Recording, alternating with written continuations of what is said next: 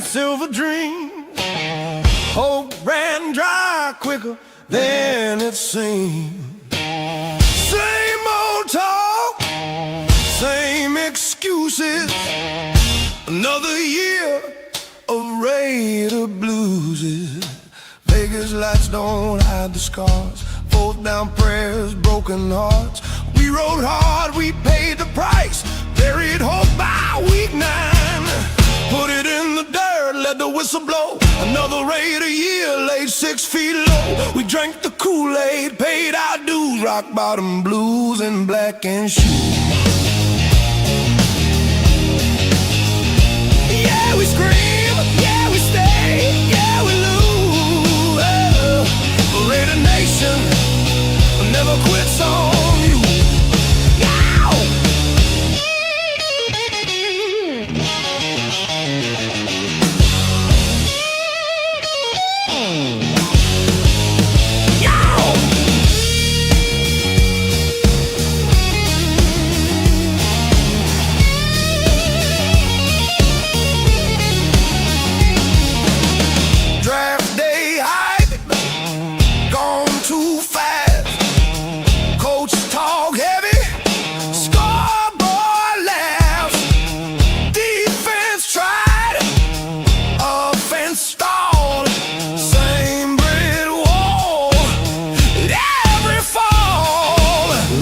Watch from banners high while Sundays teach us how to sigh.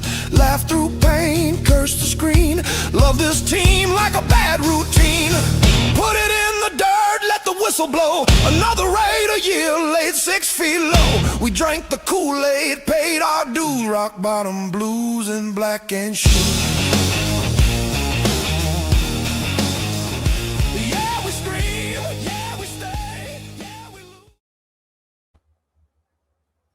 What's going on, Raider Nation? Welcome for joining us tonight at the conclusion of this season. The season is over. There's no more previews, no more next week, no more excuses. What's left is what always remain. The season tested our patience. It tested our belief, and for some, it tested loyalty. We watched wins slip away. We watched effort come and go. We watched moments where this team looked ready, but not really. And moments where it didn't look close at all. But Raider Nation never disappeared. We always stayed true. Tonight isn't about pretending this season was something it wasn't. It's about accountability from here on out. It's about who showed up when it got ugly and who should still be wearing that shield when we line up again next year. This is the Show Me Your Shield show, special episode, because everyone deserves it, but some earned it. Let's talk about it. But before we get going, I'd like to introduce my co-host from Show Me the Shield, Mr. Duncan Donuts, or Donuts Duncan, excuse me. Fuck, I can't say it. Donuts Duncan. It's because the guy below us is always drinking Dunkin' Donuts. But Donuts Duncan, my co-host, got anything for us there, Duncan, as we get going? No. Raiders secured that first overall pick, or rather the Giants did for us. Yep. And we got that win over the Chiefs, and we are undefeated in 2026. So, yes. And the ownership seems to be in meetings already about what to do for this next season, so we may hear news on Pete Carroll staying or going sooner rather than later. So, bunch of stuff to listen for. Yep. So we'll be, obviously there's going to be a lot of content creators rolling out stuff. It's going to be a lot of news, a lot of dink. Adam Schefter, Tom Pelissero, blah, blah, blah. It's all going to be a, huh? You almost said Tom Telesco. I almost said Tom Telesco. Yeah, I think. Oh, by the way, we have a special guest tonight on our shield here, the boss from 401_Raiders_Jeff Productions Incorporated, Mr. Jeff himself. Hello. Just a shout out to both of you today for being on the show with me earlier during the watch party that we threw. So I appreciate you both spending your day with me on there. That was fun. It was fun. I'm hoping everybody else enjoyed it too that was in the chat and whatnot. So let's get started. It's over, guys. Thank God. And I think the future is so bright. I'm wearing my shades tonight. 80s reference for you kids. Children that don't know the song. I wear my sunglasses at night. Oh, wait. Well, that's one of Will them. I get copyrighted for doing that? No, your voice is too terrible. Yeah, Thank you. Trust me, they don't Thank want you. to monetize that. No, they're good. Now you know why they want me to host the show. Yeah. These two right here. I'm just here so I don't get fined by the HR department. Well, that's all right. Well, in So- the chat, we already got Robert Pena saying hi to Downs and our skipper. We got Salute, Robert Pena. Salute. Jack, What's up, Jack? Kenneth M7C. What's up, Kenneth? Yeah. Shout out, Kenneth. Thanks for coming in, man. Michelangelo What's up, Federici. brother? It's actually he's a local guy. I know personally. He's a good dude. Good dude. He's a Pats fan, but that's all right. We'll forgive him for that. That's all right. Long as he's good with us. Dave Solsona. And Dave, that's the guy that does that did my video for the Friday night show. He's actually one of my chapter members for the Black Hole up in That Mass. video is awesome. Dave, What's I'm up, glad Dave? you put up with them like we do. Thank you so much. Great work. Yeah. Got Bill M5518. What's up, Bill? Yeah. Yeah. Yeah. Falcons do. already cleaned house. Yep. Yeah, Okay. GM going too. Yep. Yep. They didn't waste no time. Yep. And And Nick Double D. What's up, Nick? Nick, hey, you know what? I think Nick, I don't think he's ever been around when we done it. But whenever you do that and you spell it out correctly, we go, Raiders. Thank you, brother. So Accelerator. anyways, Bobo? accelerators come in here and helped us out. Thank you, accelerator. So as we get going, we get cooking on this episode, gentlemen. You want to talk about the game? Because really, in all honesty, the game in and of itself wasn't all that entertaining. But there were some bright spots in it. And I'll let Duncan kind of dive into the game, start out with the game a little bit, kind of give us an overall wrap on just the game itself that we had today. Just real quick, my phone just vibrated. I look, it's ESPN sending me this. And I NFL thought, draft 125 Raiders on the clock, baby. Yeah, my Game over. Instagram blew that up already. well, as far as the game goes, it was a snooze fest. It was just a preseason game. Yeah. It was a lot of mix of starters, second string, third string guys, practice squad guys, all getting some reps in. Overall, the game didn't really mean much with the Giants winning because that secured us the first overall pick. There was in contention us getting the first pick in every round for the draft if we lost, but I mean, it's up to you to say F the Chiefs or take those picks. There's no wrong answer there. As far as player bright sides, Rodgers had another pretty decent game. Porter, every time I saw him on the field, he was in the receiver's pocket. I don't even know if Porter got targeted. Yeah, he did. He did? Okay. Yeah. I must have missed it, but every time I saw Porter, he was just right there, and it seemed like they weren't testing him. Yeah. And he was playing a lot of man every time I saw him. Yeah. So there's a few out routes he got tested on. It was bad throws, but still they weren't like, it wasn't like they were totally afraid to go away from him. But go ahead, continue. yeah. Palamau, did we hear his injury? To me, it looked like it was a dislocated shoulder, but it could have been a broken collarbone. That's what I thought it was, collarbone, because Yeah. he was grabbing up here, and his arm was limp. Yeah, but that could also be pulled shoulder. Yeah, but if you look at the kind of the way how his neck kind of crumbled underneath him, to me it looked like a collarbone. It's most common in that type of when he lands like that with body weight on him, but it could be a shoulder. Yeah. You know, We're not. No, I'm not doing the X-rays, so he'll have the whole off season to recover. So he should be okay by the time preseason rolls around. And I mean, elephant in the room, we secured that first overall pick again. So, like Jeff pointed out, we're on the clock. And as I said earlier, the Raiders front office and the ownership is already meeting, and they're really figuring out what direction they want to take this team for next year. What we want to do in the draft and everything. Is Pete Carroll the answer? I say no. And then if he's not the answer, who are we going to target as a head coach? Obviously, they're going to bring in a bunch of guys to interview him and talk to him, because you don't just say, I like that guy and try to hire him right off the get-go. They want to hear how the guy actually sounds when they talk to him. yeah. So there's a bunch of different options. Offensively, surprise, surprise, what we all knew, Aiden O'Connell is the best quarterback on our roster. And that's not saying much. Our quarterback room is terrible. So it doesn't really say much that Aiden O'Connell is the best, other than we have a poor room. No. I just looked up Palomaro. They're saying it's shoulder, and he's listed it. Well, obviously he's listed as questionable, but it's a shoulder. That's all they're saying. Yeah. Okay. Offensively, Grant got some decent playing time. He was hit or miss for me. It seemed quite a few times. He just stands up too tall. He needs to work on his leverage, stay down.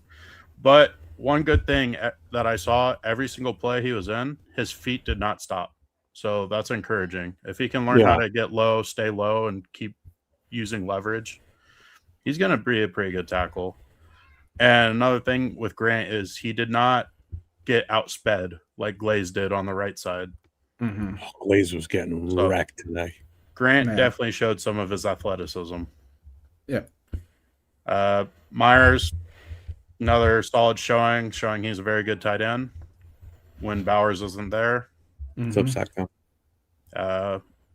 Yeah, I mean, that's pretty much it. There's not really too much to talk about. It was a snooze fest. Like, there's not really many highlights. Oh, our linebacker, was it Marcus Lindeberg? What's up, Perry? Yep. Lindeberg got playing time, and he played pretty well. Yeah. I didn't really see him get beat too often, and his name wasn't really mentioned, but sometimes that's a good thing. That just means you're having a quiet, good game. Yeah. I mean, So Jeff, real quick, yeah. before you dive into the Chiefs game, Yeah, go for it. I'm gonna throw a name at you, and you need to run with it. Daniel Carlson, go. It didn't miss. That's a good thing. I mean, we know he's probably not coming back next year. We didn't extend him when we had the chance. I think if anything, maybe this was a good chance for him to show out a little bit. Maybe a team that's been hurting for kickers. I haven't had good luck with kickers. They may take a chance on him. But I don't think he's coming back. It was great that he didn't miss any today. I mean, we won because of him. You know, would have rather gotten a touchdown. Would have rather it been Genty on a nice 25-yard run to end the game, break that 1,000 yards. But, you know, Carlson did what we asked him to do. And, of course, the one kick he doesn't miss is a 60-yarder, you know, one of his longest of his career. You know, and he nailed it like it was a 5-yard kick. But, good for him. He finished out on a strong note. He had a rough year, real rough year. So, we know he's probably not coming back next year. Be surprised. Again, it depends on who the coach is, too. They may still see enough in him to keep him around again. Who knows? But he's a free agent for sure. So, one way or another, we either going to re-sign him or he's gone. So, What's up, Barry? Yeah, so you guys kind of hit some of the key points that I was seeing in the game in and of itself. There were some things to like. There were. And then there was a lot of stuff that was just like, this is a preseason game at best. And I'll cover that later when we get into the show of what my take is on how the NFL has basically spread the mayonnaise on the bread too thin with 17 games. But hey, let's get into some of the chat here. Perry has a good question. We got to consider Crosby. No guaranteed money in 27. If Rader's not winning, he wants out. I hate it, but you get what you can now. If you wait, you could lose him with nothing in return, which is Jeff has been beating the table on that pretty hard. I'm not opposed to it because I'm at the point now that just having a top tier defensive end isn't going to give us, it's not helping us by just having that. And if we can actually parlay that into a couple picks, and of course, when you do that, you're going from a known to an unknown, right? Correct. You have a known star, but you're giving up a known star to try and get something that is unknown. But if you get 2 picks and you hit on one that can equal about what Crosby gives us, then we win that trade. Duncan, anything from you on that? I mean, obviously, I'm willing to move on from him, but it's mainly up to him and how the relationship is with the front office right now. If he wants to stay, let him stay.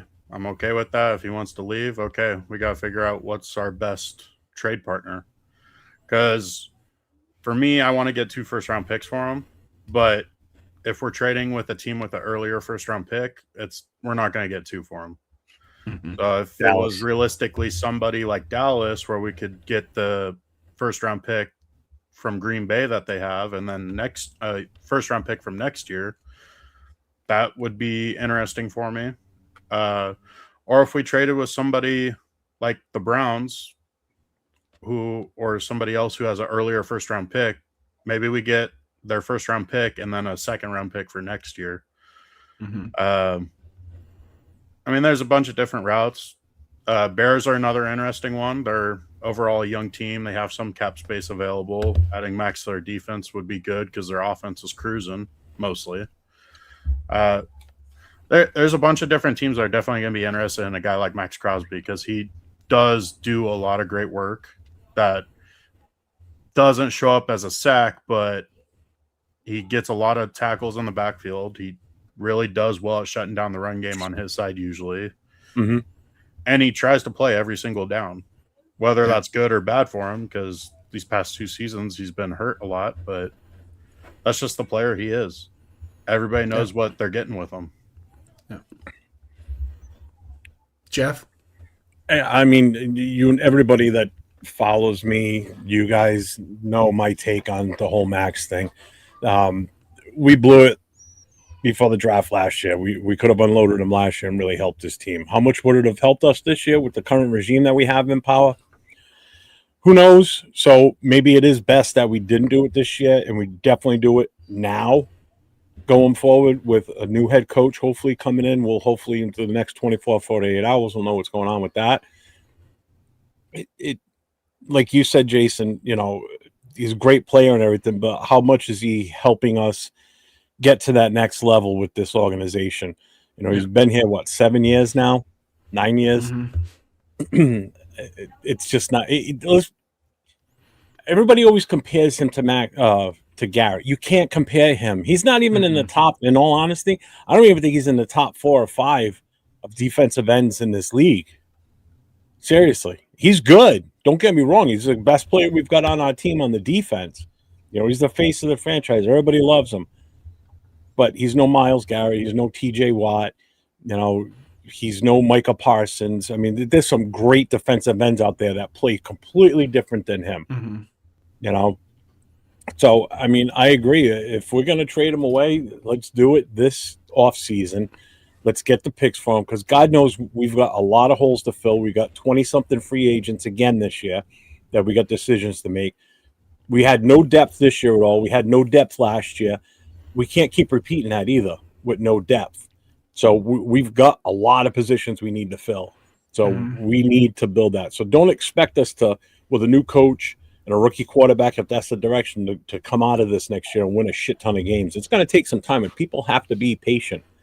And if trading Max away is one of those first steps into doing that, rip the Band-Aid off, folks. I'm sorry, but if it helps the team going forward for the future, that's the way you got to go.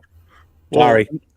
If I'm the general manager going into right before free agency starts, when the new league year starts, he is not for sale. He's not for sale? Not for sale. And I'll tell you why. Because if you offer him for sale, you're going to get less than what you probably could if you say he's not for sale.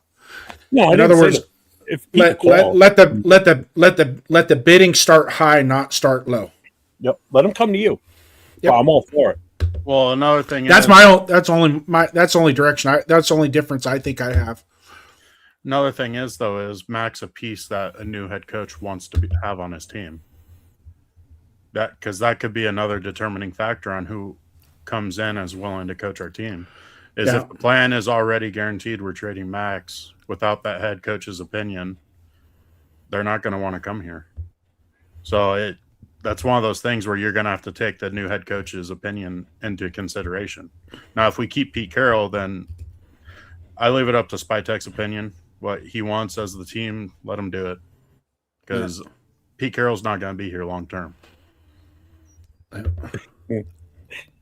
That long term is probably about 24 to 40 hours from now. Oh, yeah, but it's not guaranteed. There is a small chance that he stays with the team. So we did accomplish something today, though. We'll kind of put a bow on today's game and move on. But we stopped our losing streak in the conference. Yes. Over the last 2 years, so we kind of we put a Band-Aid on it for just a second there. We beat the Chiefs, and I don't know about you guys, but I want to beat the Chiefs more than anything. But when we got to today, I'm like, you're kind of like, I want the first pick. And as soon as the Giants won that game, I was like, all right, let's win the game. I want the win. Win the game. Win the game. And it cost us being higher up in the second and third and fourth rounds. I get that. But, the difference between 37 and or 36 pick and a 33rd pick is, to me, if there's somebody in that 33 to 34 range, you can sacrifice an extra draft pick and go up and get that guy. It's a little easier to bargain with people up there, especially with the Cardinals and the Jets, But yeah, slamming Sammy, I definitely, I'm glad we beat them. So, moving on here. Eric Bell saying earlier, I said AOC played under a bunch of different OCs, and Max is tired of playing for different head coaches. Yeah, I totally agree. I get that. I mean, Max himself has said it multiple times, pretty much every single offseason. But he's had the same defensive coordinator and the same defensive line coach for the last 4 years. That 4 or 3? So 4. 4. This is Patrick Graham's fourth year. See, he was McDaniel's first year, McDaniel's fired year, AP, and then this year. Yep. Okay. So it's 4 years for him. But he's one of the lone holdovers from the last regime. Yeah. So since we're on the defensive side of the ball, we're going to talk a little bit about the front seven in and of itself, and we're going to leave the secondary out. Let's just talk about the front seven and where we go from here. You're going to probably throw names out there, and I want this guy, I want that guy, but I'm at the point now with this team that it's just get a guy that can do the job. And we were talking earlier about backstage that, some of the rankings of the defensive line edge rushers that are coming out, you're looking at 7 to 8 really good players coming out. And I would take anybody off of Texas Tech's front seven. Well, can I ask you this real quick before you go too far with that? When you said really good, can you give me a comparison to like somebody that's in the NFL right now, but that's young and is impactful on the team? Like, what would you compare these guys to? Because I don't know enough about the defensive side, to be honest with you, other than Bain and what's his name, Reese. Yeah, those are like the only two I really don't know anything about. Orville Reese, he could be he could play off the ball. Orville Reese, you're going to comp him to Micah Parsons. Micah Parsons. Who else? What's his name from that? Just Abdul Carter. Yeah. Okay. The Giants, Somewhere yeah. in that, yeah. So, and he's gonna actually, Orvell's gonna probably have a higher ranking when we go into the draft season. He's probably gonna end up with a higher ranking than Reuben Bain, because Reuben Bain has all the physical attributes to be a dominant defensive end, but he has shades of absence in games. So, and Right now, Arvel Reese is shooting up the boards to being the number one overall rated player. yeah, they have Caleb at 1 and him at 2, depending on which draft board you're looking at. I think, I don't know who you guys trust the most with your draft expertise, but I know I like Daniel Jeremiah, so I kind of stick with him a little bit. Mhm. And he's got Arvel in the top 3. Arvel's going to be in the top 3 no matter what. He doesn't even have to do the combine. He could just do his pro day, and that'd be fine. Who else? I mentioned Texas Tech's defensive line and their front seven in and of itself. And really, in all honesty, there's three guys on that. I like height. I really like height, man. I don't know why Duncan doesn't like. I like that kid, man. He's got a good arms. He got a good wingspan, and he flows and feels like, he just does a really good job of especially outside when the ball goes outside. His pursuit, his discipline, backside discipline, and he tackles. So, but I'll leave it up to you, Duncan, and then see if I can quandary you. And out of Texas Tech, I think my favorite players between Bailey and Lee Hunter. Mm-hmm. I think those two guys are pretty much the two main pieces on their front four. And then Rodriguez, the linebacker, he's pretty dang good linebacker. Mm-hmm. Between those three, I think the other players benefit. And then there's another linebacker, I believe he's a sophomore, so he's not eligible to come to the NFL. But I actually like him more than Rodriguez. But I think height gets a lot of benefit from the other pieces. But they all have their own goals in the defensive system they play. Mm-hmm. So they just work well as a team, as a unit. But as far as play styles, Lee Hunter is an absolute monster against the run, and he plugs those gaps so well and takes so much pressure off the linebackers. Mm-hmm. Whereas Bailey, he's their main edge rusher, and he just flies. He's a smaller edge rusher, but he's electric. Yeah. Hunter also has a good second move too on the pass rush too. Yeah, but he's mainly he's a stopper. He's a 3 technique. He's definitely a 3 technique. But if you can get a 3 technique that's got a second move on a pass rush, dude, that's golden. Yeah. So, and then I'm gonna go back to Miami because of Reuben Bain, but I also think Messidor could make a difference on an NFL roster as well and be one of those key pieces on the defensive line in the NFL. I'm not gonna reach for him just because of who he is, but I truly think that if he comes out, that he could be a solid 5 technique, solid 3 technique, and give you quality games. And he's a step or two above Jonah Alalalu, who I think had a really good season this year for us.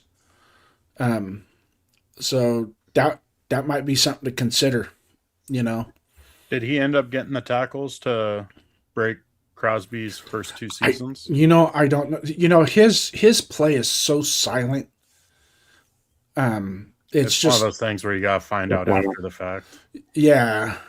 You got to find out after the fact. I just know Tyree finally played like a first-round draft pick tonight. Oh, he also played against a practice squad tackle. Yeah, I know. It took putting the JV team in there to make him look good, but yeah, he looked good.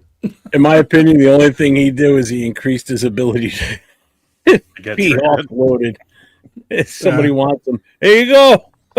I said on the previous show when we were watching the game, I said on the previous show, I go, there's going to be some dummy that's going to pull this tape and watch it and think he's the greatest thing since sliced bread and want to pay him money or keep him next year and try to, he's going to be a focal point on. No. Look how good he was in this game. Look. Yeah. No. Watch the other 35 games he played in. Go watch him when he played against Philly or he played against this team. The Titans, not the Titans, the Indianapolis. Go watch him on some of those other games. Screw that. Jesus Christ. Well, Slamming Sammy Joe. Instead of getting into more specific players, why don't we say our main needs? Everything but tight end. Well, yes and no. What's the no? I mean, you can argue our safeties are good enough right now to where we can focus in other areas. I think we need a true free safety because right now we have basically two strong side safeties, and one of them is more of like a off-ball linebacker / slot safety. Mm-hmm. But so basically, you're saying don't draft Caleb Downs. I mean, it just all depends on how it plays out. If Downs falls enough and you want to pull that trigger on Downs, by all means, trade up for him, take him. Yeah. He's that good of a player. And with him being a safety, there's a chance that he does fall. But I think NFL GMs really like Downs because they've seen how like an all-star safety can really change a defense. Because when you're that good of a player, it's tough to pass up. That's the thing. I mean, look at the Chargers defense after they drafted now his name's slipping from my mind. But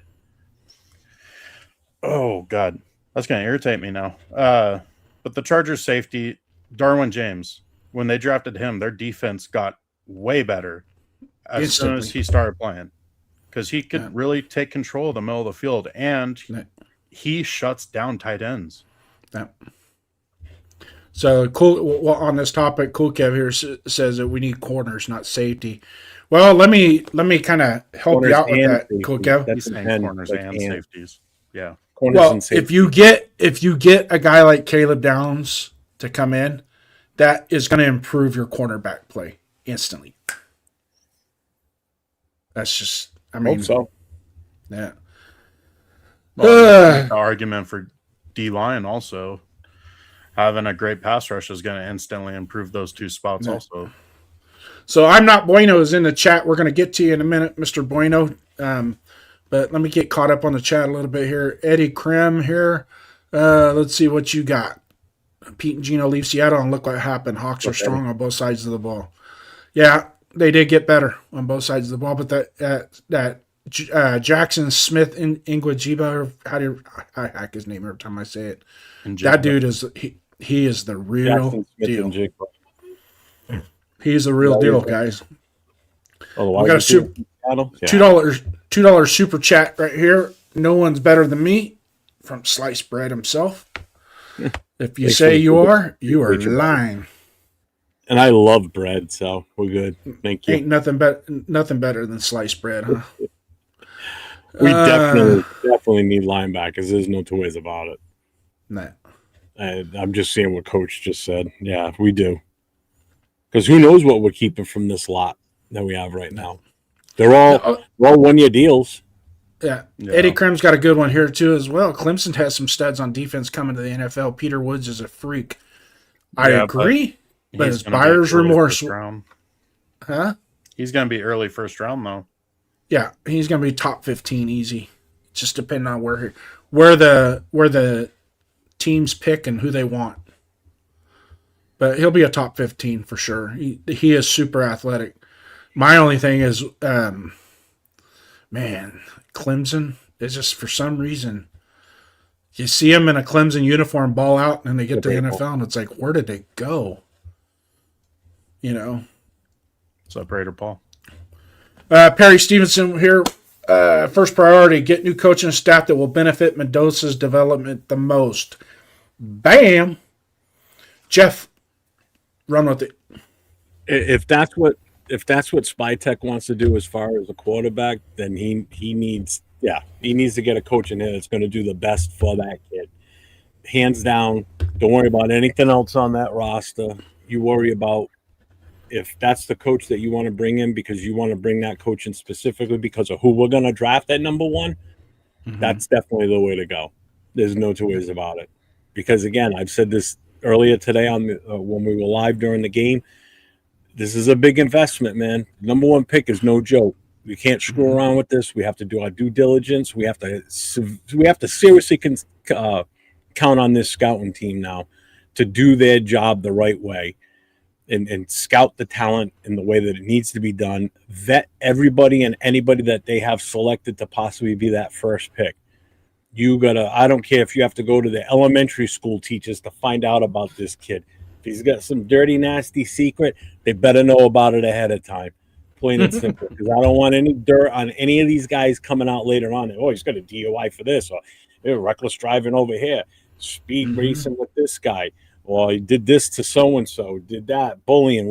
None of that shit, man. I want this kid to be squeaky clean. And there is no problems. I don't want nothing coming out. After you draft him, if he does something, that's a different story. But I don't want it coming out that he did something 5 years ago that's going to be detrimental to him, the team, and us as fans and all that other crap. Mm-hmm. Where all of a sudden, next thing you know, well, the guy's out of football because he did something stupid 5 years ago that they finally caught up with it. And now there goes your first draft pick out the window. This has to be the most crystal clear. This can't be what it was the last time we picked number one, where they didn't do enough homework on the guy, or the fact that they did their homework and Al Davis just didn't want to hear it. It can't be that way this time. This is setting us up for the future. This pick is probably more important right now than any other pick we've had in the last 20 years. Last 40 Even years. more important than Khalil Mack coming in here in the first round. This is the most important pick. Don't screw this up. This pick has to equal or be greater than when we took Tim Brown and Terry McDaniel. Oh, yeah. And Scott Davis. Yep. I get what you're saying, Coach, about Jalen Carter. I would have taken him, too. I would have taken a flyer on that kid at that point, but he wasn't the number one overall. That's where this is the big deal, is because it's the first pick, and everybody's going to be... Not a salute, man. You know, the national and international media is going to be... Because don't forget, NFL's a big business. So anybody and everybody that's something in the world follows NFL for the most part. So with that first pick, that is going to be from now until the moment that card is read on that stage, that is going to be the most talked about thing from now until then, what the Raiders are going to do with their pick. So it's going to be all over the news. It's going to be talked about on all these social media outlets, commentators, content creators like ourselves doing this stuff, you guys in the chat adding to it and directing this. So this is going to be a hot topic for the next 5 months or 4 months. So the number one pick is different than the number 6 or the 7 pick, in my opinion. That number one pick speaks volumes going forward, and we can't get this wrong. Yeah. Cannot get this one wrong. Yeah. If we trade out, then all bets are off. If we trade out of that pick and we move back a few, then you know what? The pressure's not as bad on us, to be honest with you. Pressure's big. Spytech better put his big boy pants on. All right, Pena, you are Raiders.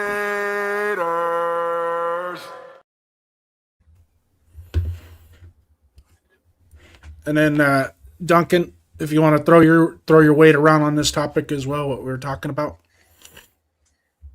As far as the first round pick, I think you just got to take Mendoza. I mean, he's great character, high IQ, plays really safe with the football. He is more of a game managing type quarterback, but I think in today's NFL, that's what you need. Somebody who's going to be smart with the ball, drive it down the field, eat up that clock, be able to control that game at the line of scrimmage, because he's smart enough to where he's going to be able to audible pre-snap. And on top of that, what head coach is going to want to come here with our best quarterback currently signed through next season is Aiden O'Connell. Right. Aiden O'Connell at best is a decent backup quarterback. So we definitely just need to take the quarterback. What we do with all the other picks, we can argue till we're blue in the face on all that stuff because there's a bunch of great players in this draft. And from D-line to O-line, I really like the interior O-line in this draft class. There's a bunch of different guys that we can take. There's 3 great centers that I really like. Quite a few guards. I'd say there's 5 guards that have some pretty good upside. Good offensive lineman in this one, man. Yeah.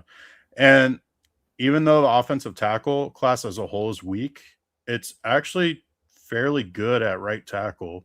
The top 2 tackles in this draft are both right tackles. And then there's a third one I really like in Miller from Clemson, who's a right tackle. Fitting. Another guy named Miller coming in and playing the O-line. Yeah.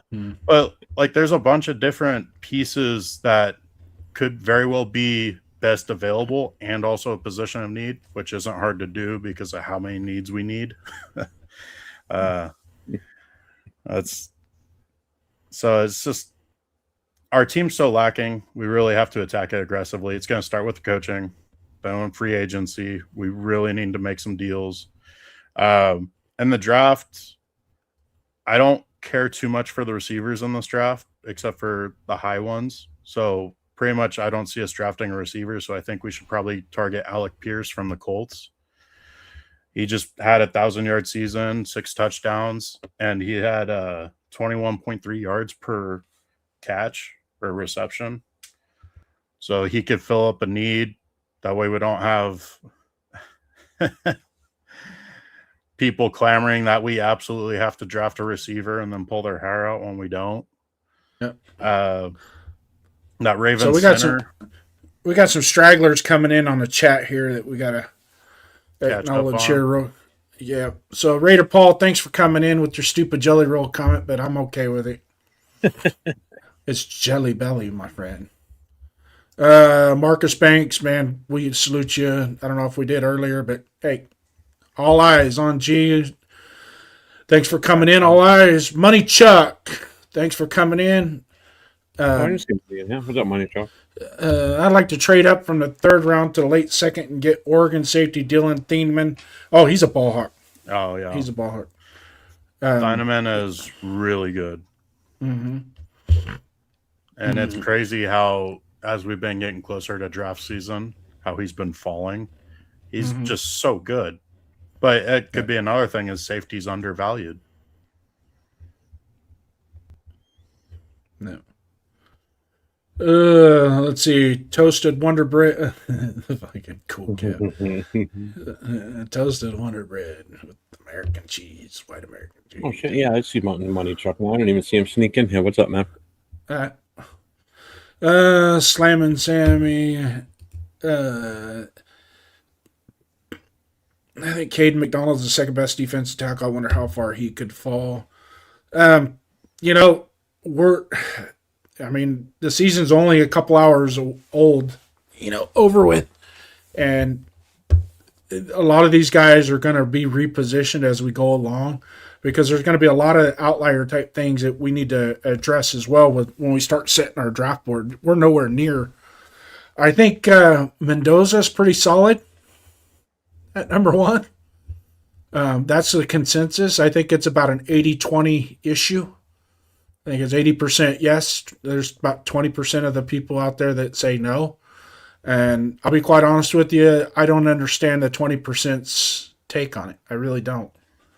Because I've watched 6-7 games of his going back to Cal. And he checks every box that you want in a franchise quarterback. Let's see here. We're going to be in full rebuild for the next 2 to 3 years at best. We need to consider Crosby. He made it clear if we're not winning by 27, he wants out. 0 guaranteed in 27. I say get what you can while you can. Yeah, we addressed that earlier. It's time. It's let's make it all a harmonious type situation. And and see if we can't parlay those into draft picks that can help us in 26 and 27 and going forward. Kind of youth up a little bit at that position. Now we got to remember, Crosby was a 4th round pick, so it's not by out of the realm if we got an extra 4th round pick and we turn around and we get another Max Crosby. So it can happen. And then what? We came out ahead on the deal, right? I think the biggest hang up with the Raider Nation is how many number 98 jerseys are in the stadium on game day. And he's on every marquee in Vegas. And that's one of the team. There's no toys about it. Yeah, that's going to be the biggest hang up going forward. I'm afraid if Mendoza is drafted, he'll be folded like origami after the season ends. Dude is a pocket. Really? He's a pocket passer? Are we going to get this? He's AOC 2.0? He'll run circles around AOC in a foot race, number one. Number two, he has probably the best pocket discipline. Now, some of the sacks that he does take is because he makes that decision that instead of trying to force the ball on second down, live to play another day. And that's it. That's his mentality. Why make a bad situation worse? But if you watch him play outside the pocket, he can play outside the pocket. So he's got great athleticism. Yeah, he's not. He looks clumsy. Don't get me wrong. He looks clumsy, but so does Patrick Mahomes. I don't know how Patrick Mahomes gets outside the pocket and scrambles and runs and all this. And you sit there and he looks like snot rolling downhill, but he outruns everybody. So to make that assertion that Mendoza is just AOC 2.0, you know what? I'm not even going to listen to that. I'm not, because and you can go look at his stats. That's fine. 2.0 though. It hasn't been in his chat yet, but it's coming. Oh, well, I mean, you're kind of going after Sammy. I'm like, damn, he didn't say 2.0. No. Look what he wrote. Dude is a pocket passer that requires a pocket to exist. He can play outside the pocket. I'm telling you. The thing with Mendoza is he's a pocket passer that can run. And that's actually the same thing with Moore. Moore's a pocket passer also that can run. Moore's just more athletic and has a bigger arm. But Mendoza has a way quicker release, and his reads are way faster too. So look at this last game right now that just ended with the Chiefs. The Chiefs are playing their starting front seven. Yep. And Aiden O'Connell, when he was in, he was getting rid of the ball quickly. So there's nothing wrong with a pocket passer with a quick release. He's going to help you. And in fact, Tom Brady was the best one to do it. Pocket passer with a quick release. Yep. So, but Mendoza can get outside. And Slam and Sammy, I'm not. I when I read this, I was going off of somebody else's take as well. When because I've heard he's not a dog. He's a system quarterback. Jason went full mama bear on your ass. And I was like, in Sammy's defense, he could very well just be saying our O-line's that terrible. He doesn't want Mendoza to get folded over. It could possibly not be a knock on Mendoza and more a knock on our O-line, which but his Cal credited. His Cal offensive line was worse. Oh yeah, they were absolutely terrible. And guess who they played and he balled out? Miami. Reuben Bain and Messidor were on that team. Yeah. And they're going to the NFL, and he balled out in that game. Yeah, well, and then look at Shedeur Sanders. Half of his buildup is he has the worst O-line in the NCAA. Well, that same year, Mendoza's O-line was right there with them as being the worst. No. Playing tougher competition. Yeah, he'll hopefully he hits the market. Because I looked at the list, I remember seeing him on there. If he is a free agent, there's two wide receivers on that free agent list that I'd be interested in. He's one of them now. the other one would be, and I know he comes with some attitude. That's why Pittsburgh let him go. Are you going to say DK Metcalf? He's going to say No, fuck no. No, Pickens. Oh, Pickens? Yeah. He had a good year in Dallas, man. Jesus Christ. He's a good receiver. He's a He's great, talented. great receiver. But if we draft Mendoza, I don't want anybody on the sideline throwing their helmet blaming the quarterback. I don't want No, Pickens. because that's where your other leaders on the team need to take that kid aside, meaning Pickens, and tell him, shut the fuck up, and you're just going to play and keep it at that, plain and simple. Keyword. No matter what, you pull the Ocho Cinco and start crying, he's my quarterback. Yeah, it would be like that instead. So Harry come on. Stevenson's been coming in with some fire. Hot ones. Yeah. If we don't draft Mendoza, then what the hell do we do at quarterback? Tired of these losers we get. Exactly. Get the quarterback. Because free agency ain't helping with quarterback. There ain't shit out there. We've been playing that game for years. Huh? We've been playing that game for years. Well, maybe this quarterback will slide to us into the draft, or we can go get somebody else's backup because they had 6 or 7 really good games that year as a backup. We'll go get that backup, bring him, make him our starter because we accidentally had that happen to us during our heyday, right? Well, things have changed, and on more than one occasion that's happened.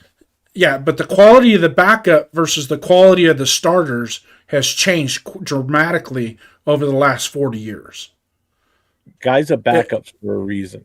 Back when we did it, they were backups because A, they weren't ready yet, and they were still either a rookie or a second-year guy, or they were castaways from another team that didn't fit the system that they were running, a la Plunkett. The perfect example of it right there. You know, Stabler was a rookie, came in, his second year, right? I think it was. Because he didn't start right away when he came. Stabler was on the taxi squad for 2 years. Yeah. So, I mean, that's the occasion there where the backup eventually shined for us. You know, like everybody's always looking for the Plunkett, the next Plunkett for the Raiders, or the next Rich Gannon. That shit ain't going to happen. You know, everybody thought we had that with Geno after watching the Patriots game. That, we're all set at quarterback. No, we're not. I was one of them. I was one of those guys. I watched him in person at that game, and I can tell you right now, I didn't feel it. Yeah, he got us a win. He did what he did. He had a good game. I'll give him that. But no, he obviously was not, because then he proved it on the following Monday night that he's not the answer, because he was horrible that Monday night. Horrible. Raider Pete, if God bless it, Spytech does it right this time, you are absolutely correct, my friend. If he does his job in free agency, no more Kappa signings. And here's where this year's free agency is going to be different than last year's free agency, is the fact that we got Brian Hunt to come in and be our pro player personnel. That's going to change a lot. That guy is really sharp when it comes to his pro player. Right? Yes. Yeah. Yes. Because don't forget, everything that we drafted last year was based off of research that was done by the prior scouting team based on last year's information. So Spytech had to go by what was already produced. They're not going to go and reinvestigate all these players coming out and everything. They wouldn't have the time for it by the time Spytech got here. So this is the deciding draft, which is why it's important that Spytech does not be let go and that he stays here. Because now you've got that scouting team working under him, under Spytech, and under what's his name that came over from Philly, running that scouting department now and researching these players. You're going to get hopefully better results, because if he takes anything away from what Philly's done and brought it with him as far as how they do things and how they evaluate this talent of these college players, that will have a huge impact. You're going to see a difference with this draft, hopefully. You're going to see more intelligent picks. You're going to see more homework done on these kids. So, and I know Brandon said, I'm talking that it's going to be talked about for the next 20 years. I'm talking about from now into the draft, the talk is going to be about what we're going to do with that first pick. That's going to be everything right now. Between now and then is that first pick. Nobody's going to care what we're going to do in the second and third right now. Everything's going to be about what are the Raiders doing with that number 1 pick. After we make the pick, whoever it is, yeah, they're going to talk about it for years. Look, Jamarcus Russell, we're still talking about it. It's almost 20 years now. You know, so yeah, I'm excited for what the scouting team can do this year. Yep. I'm hoping it's night and day compared to what we've had before. Yep. Is Mendoza a Latino Brady? He a Latino better Josh Allen. I don't think he's as athletic as Josh Allen. Josh Allen, when he runs like a gazelle, man. And he's so strong. He takes those hits, man. It's like, why do you let your quarterback do that? But he survives those hits. We can't do that. Yeah, and Can't happen here. And Mendoza's only 225 on a 6'5" frame, so he can take a hit. As you can tell in the Ohio State game, he took a couple good shots and came right back and said, I see your nice hit and I raise you a touchdown. Yeah. And that's what I said. That's the trade-off you got to take with that. That's where the leadership in the locker room comes from, too, to button up guys like that. So they shut the fuck up and just play the goddamn game that you get paid millions to do. Yeah. Real quick, an update on the game tonight. We're in the second half. 8 minutes, 23 seconds to go in the second half.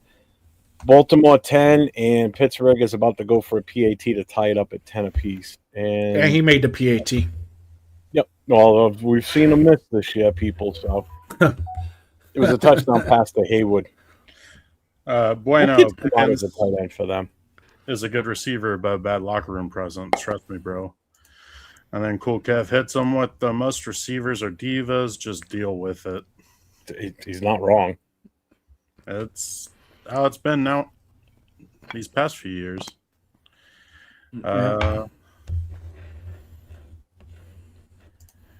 Feel better about Mendoza if the team addresses the O-line and free agency. That quick release does a lot for him, but Rodgers had a super quick release on the Jets in 2024 too. Wasn't that the first play?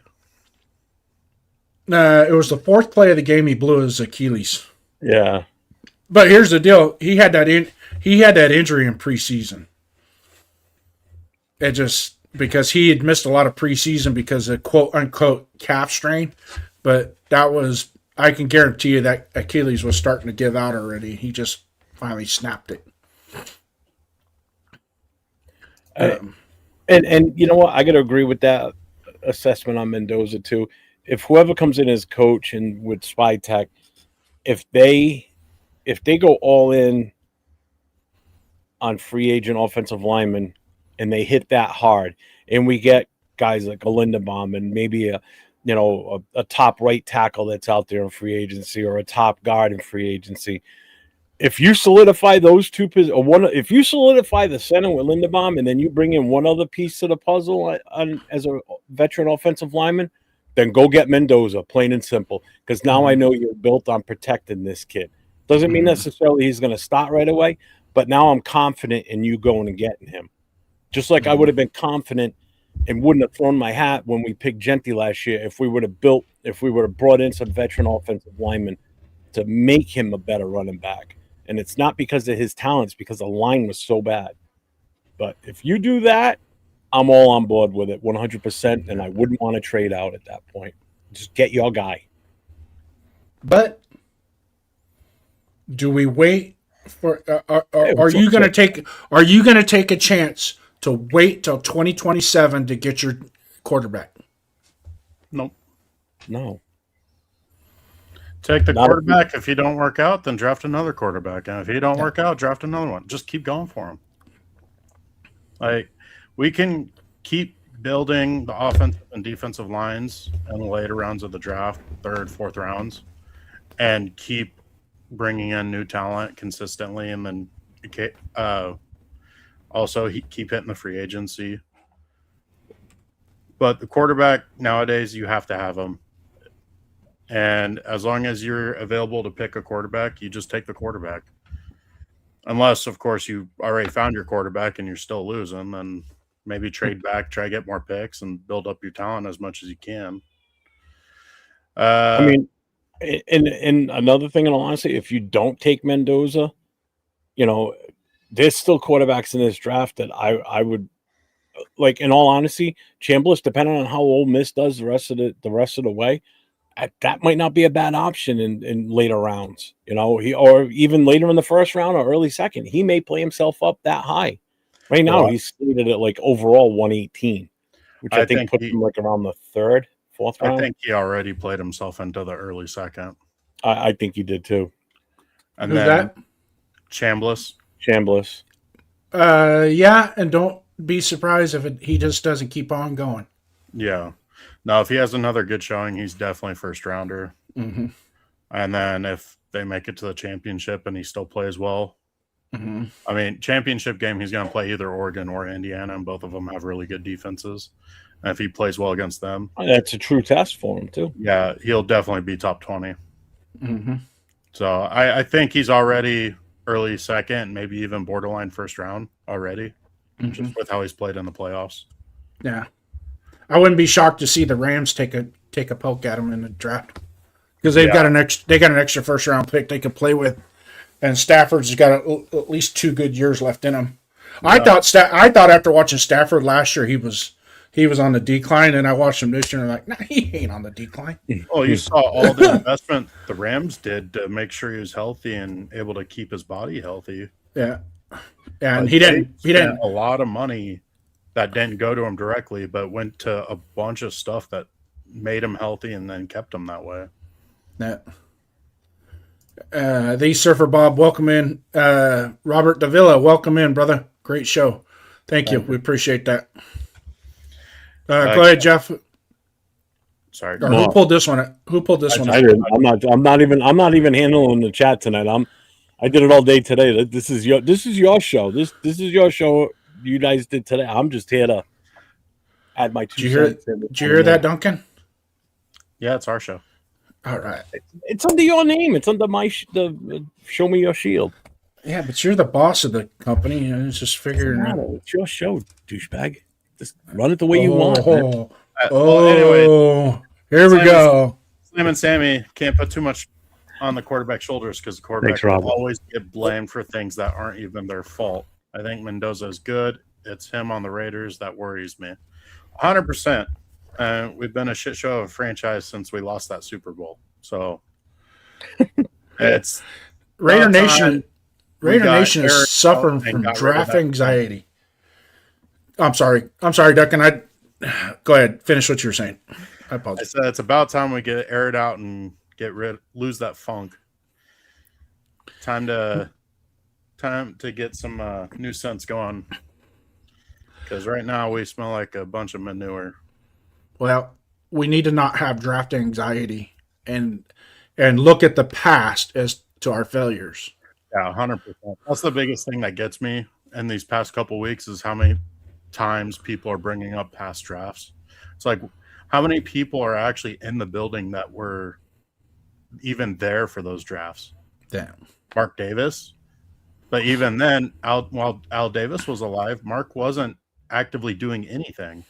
Mm-mm. He didn't step in until after he fired Hugh Jackson. Like when Hugh Jackson became the what did you call it? The impromptu GM after Al died and gave Cincinnati 15 picks for Carson Palmer. Hugh Jackson basically became the president of the Raiders for that season, and it completely ruined our franchise, even more than it already was. We were already a dumpster fire, but that was a good team that year. It was. Look at the cap hell he put us in. Yeah. I'm laughing because there's a Lamar Jackson in the chat, and he goes, "Have a great off season." And after I saw that, I look over the TV and I see Lamar Jackson throw the ball. It bounces off of one of his offensive linemen's head, comes back at him, hits his arm, and TJ Watt scoops it up and recovers it and lays on the field. And it was immediately, as soon as he popped into the chat and said, "Have a great offseason," that happens to him. And they got it. And Pittsburgh's got the ball at, where are they? They started on Baltimore's 25-yard line. So they're going to be going in for a touchdown. So Good job, Lamar Jackson. Robert Davila. Yeah, the Falcons already cleaned house. They got rid of their GM, their front office, their head coach, coaching staff, like everything. So they're already take the first steps in the arms race of this offseason. Yeah. We couldn't get the next Jay Schroeder. That's over in my head. I don't get it. God, please help us. Yeah, we're not going there. That was that's one guy that single-handedly cost us some playoff and Super Bowl chances. Okay. Yeah. I mean, Mark Wilson. Yeah. Where do we Jay stop? Schroeder, Billy Joe Hobart, Rusty Hilger, Todd Marinovich. I'll tell you what, though. There was one quarterback we could always count on coming in and throwing a shit ton of passes, getting a ton of yardage, and usually pull a win off for us, was Vince Evans. That son of a bitch was always around. That son of a bitch played well into his late 30s and would 40s, go out there last second. You need him out. Yeah, Gannon goes down or whoever goes down hurt. Boom, Vince Evans out there. Oldest quarterback in the NFL. Old Faithful, man. That's what he was like. Then we had, I like the Jeff Hostetler era because he was just true grit. That guy was. I saw him here in New England in '94 when the Raiders came to town. Yeah, and we won. Yes, we did. It was the first time the Raiders won. That was the first, and until the Raiders came here to play the Patriots this year, that was the second time I've seen the Raiders win in person. Yeah, always. We're definitely. I was kind of glad that we got Geno Smith because what we had going into the season was not practical, but after seeing what I saw, that was. We'll get to that where I was right and where I was wrong later. I don't expect Geno Smith. But Navy Vet, welcome in, man. One of our OGs. Happy New Year's to you too, my friend. Roy 8200. The amount of drop balls during your training camp was a concern for me, but I didn't see this coming. Yeah, and the two rookies that we had, Betch and Thornton. I think it was an eye opener. But as the season gone along, Betch got better. And if he can take that next leap going into the next year, I think we have something with him. I've heard some people compare his work ethic to that of Jordy Nilsson, and if he continues on that ascension, that he can actually rise to the level of a Jordy Nilsson. Well, he's got hands. The kid's got hands, and he shows that he's a possession receiver, and you need that. He's Jacoby Myers. Yeah. I'm way behind on the chat, Skipper. I'm going to go money check here. Besides QB and offensive line, what position do you prioritize? I flip-flop between safety and defensive tackle. I think we can get a serviceable cornerback in free agency, but not sure. Do we give Kuntz another contract? Kuntz only gets a league minimum contract. That's it. A league minimum. A league minimum. Snowden actually goes into RFA this year, he's unrestricted this year. Yeah, because we already RFA'd him twice, I believe. Snowden? Yeah. Oh, he's still restricted. Is he? Yeah. He's just going into his fourth year? I believe so. Because last year was his first start restricted, so this will be his last. Yeah. These start for Bob. Draft Fernando, then the best wide receiver to complement him in the second round. Fix O-line in free agency. I truly think that if we hit it in free agency when it first opens up, Spytech grabs that checkbook and gets his plane tickets, and he meets as soon as free agency, as soon as they open, what do they call it, open tampering, you lock him in, get that checkbook out, and just like Lincoln Kennedy said, if we have to overpay to get the good guy, we overpay, get the good guy. Because the overpaying offensive line now is beneficial because we're going to bring in a quarterback that's going to be on a rookie contract that gives you so much more opportunity to sign those better players. And then that also buys us time to bring in more O-linemen in the draft. Mm-hmm. because we didn't fully answer Money Chuck's question, to be honest with you. We just jumped right to the Kuntz thing. In all honesty, a defensive tackle. There's no choice about it. Yeah, A defensive tackle, in my opinion. that's what I wanted to say. Especially if Max is still here, then defensive tackle. We need him some help in the middle. I'm sorry. Yeah. Butler's good. He had a little bit of an off year. I know he finished the season injured. Booker was serviceable for the most part, but I don't think he's the answer, obviously. I do like what we saw with Lalau this year. I like that kid. I mean, granted, I know it was against lesser talent today, but Hemingway looked really good today. He had a heck of a game. Tyree looked like a superstar today, but we all know he ain't a superstar. No. He just had some lucky plays today. That was fool's gold, what we saw today. Yeah, like 805 always says, unblocked Tyree's an MVP Hall of Famer. And that's pretty much what we saw today. So, but yeah, I think definitely defensive tackle or, we need linebackers, man, because we may not have any of these guys after this season. They may not want to sign back here for all we know. We could. I think we could get a Devin. I think we could re-sign Devin White. We probably could, but again, they're all on 1 year deals, so we have to address the linebacker position too. So I would go defense after the O-line and QB, which we understand. I think you might be on the right path with the safeties that we have. That we could be okay with that. If we can get a run stopper up in the middle. And a linebacker, a really good linebacker out of this draft, because there's a few in there I've seen too, from what I understand.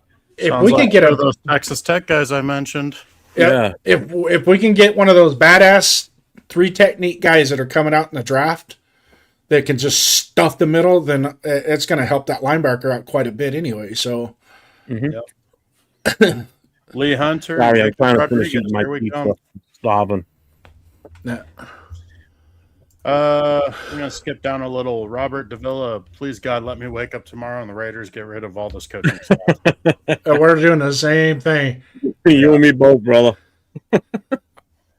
The same thing. I even thought about leaving my stocking out tonight. He got a silver and black hearse waiting outside of Allegiant.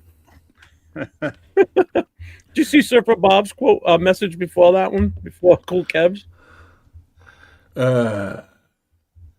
This one. Josh Allen runs like a gazelle. It's funny. I think it's hilarious.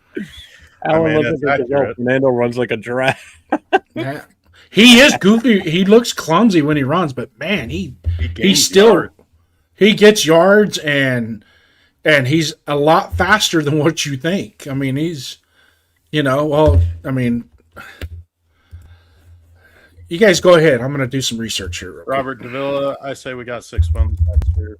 Best case scenario. We have a brutal schedule. Our team's super lacking in talent.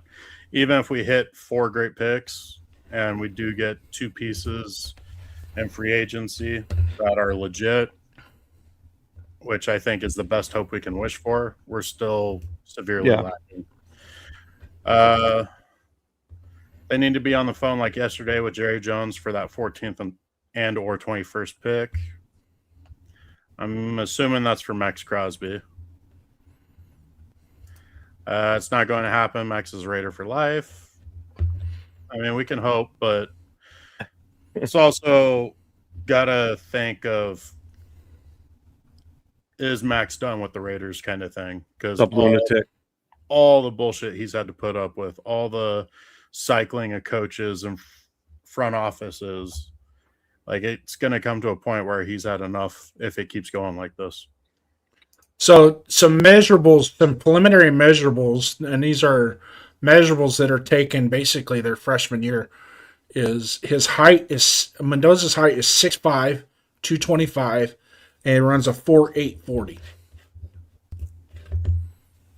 Which is that's not slow for a quarterback.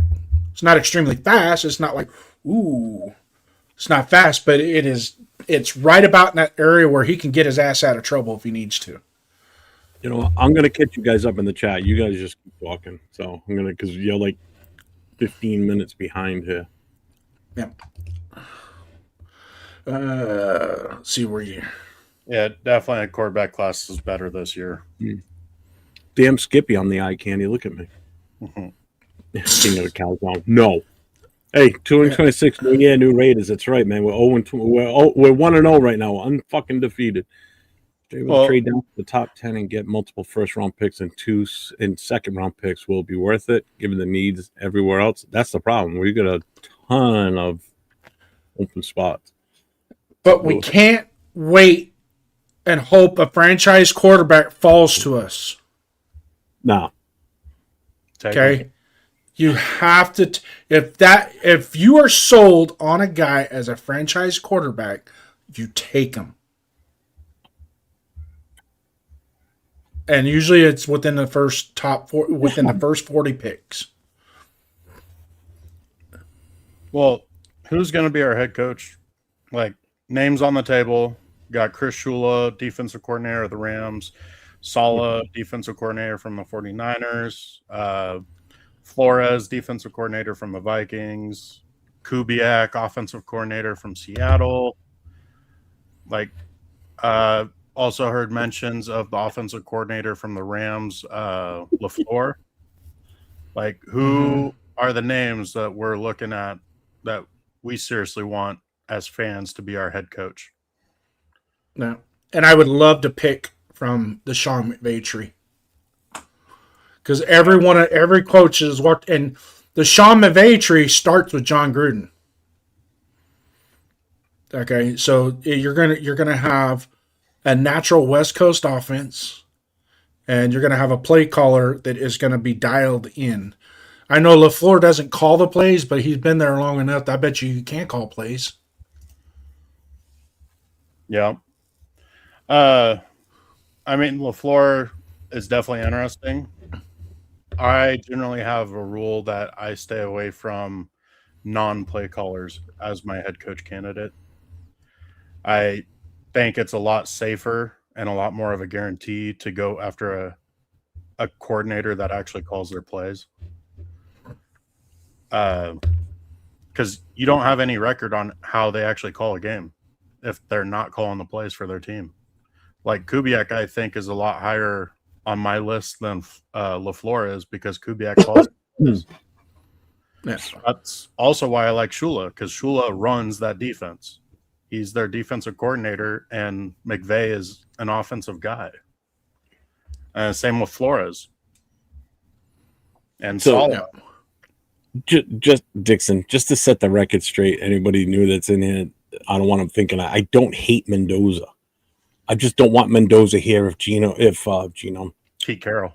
If Pete Carroll is still here as the head coach. If Pete Carroll's gone and whoever comes in, like I just said a few minutes ago, brings in those free agent offensive linemen, then go get the goddamn guy. Go get him, because that's going to be the direction this team's going to need to go.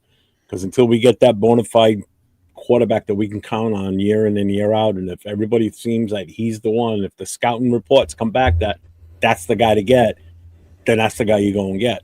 Pete Carroll's here? Oh, hell no. I'd rather draft a freaking defensive player instead of Mendoza, because it's going to be a wasted quarterback pick for us. I'm telling you. You got a better chance of taking a defensive player with the first pick overall that you can plug and play, or you trade back at that point. If you're not taking a quarterback, let someone else take him and get what you can get. Get a boatload of picks for that number one spot and fill holes on the roster. If Pete Carroll's here, because I just don't trust him with a rookie quarterback. You can't even trust him with the offensive line we have, and you want to trust a rookie quarterback with this staff? Oh, hell no. Well, what's up, Alan? I say you take the quarterback regardless, because you already have proof with the Bears and the Patriots that once you get that quarterback, you can build around them. And you can take the route like how the Patriots did last year, where they did everything they could to not play their quarterback until they absolutely had to. So that way it buys them time off of the field. Hit this for Raiders. Sorry. What is up, Furpo, man? Good one. Hey, since we're on that topic, I myself personally, no matter how good that first round pick is, they should sit at least the first 4 games. at least at minimum the first 4 games. As far Just as to quarterback, right? yes, as quarterback. The running back, no. Offensive line, no. If they're ready, you put them in there. Well, I think You any both of can kiss my ass, but, Brandon Dixon. But if you got, let's say for example, we get middle of the road backup quarterback that comes in that can maybe solidify, get us a win or two the first 4 games. You still want to sit him the first 4 games because you don't want to over, because there's so much that goes into becoming an NFL quarterback. It's pretty much what I just said. But you can be disciplined and not put him in harm's way and still get him. Yeah. Right. Heck, Now on Smith and let him get ran over next year. But you know damn well how fans are, especially in Raider Nation. You've got this shiny new object. Could you imagine if they decided to sit Genty because the offensive line was so bad and we didn't want him to get hurt? So you got this shiny new object over here, this number 1 overall pick, Mendoza. People are already wanting him in now, and we haven't even gotten to the draft. We don't even know what's the game. The season's not even fully over yet. They're still in the third quarter. A power running back versus a quarterback's 2 different things. I get that. But when you've got a quarterback, you know fans and people are going to be like, "Oh, I get that. Yeah. He's not playing," and then you got to deal with that crap in the chat all the time. How come they're not him? I don't know. Don't ask me. Maybe he's not good enough. I don't know. Jeff, you're close to a lot of Patriots fans where you live at. How were they treating last year?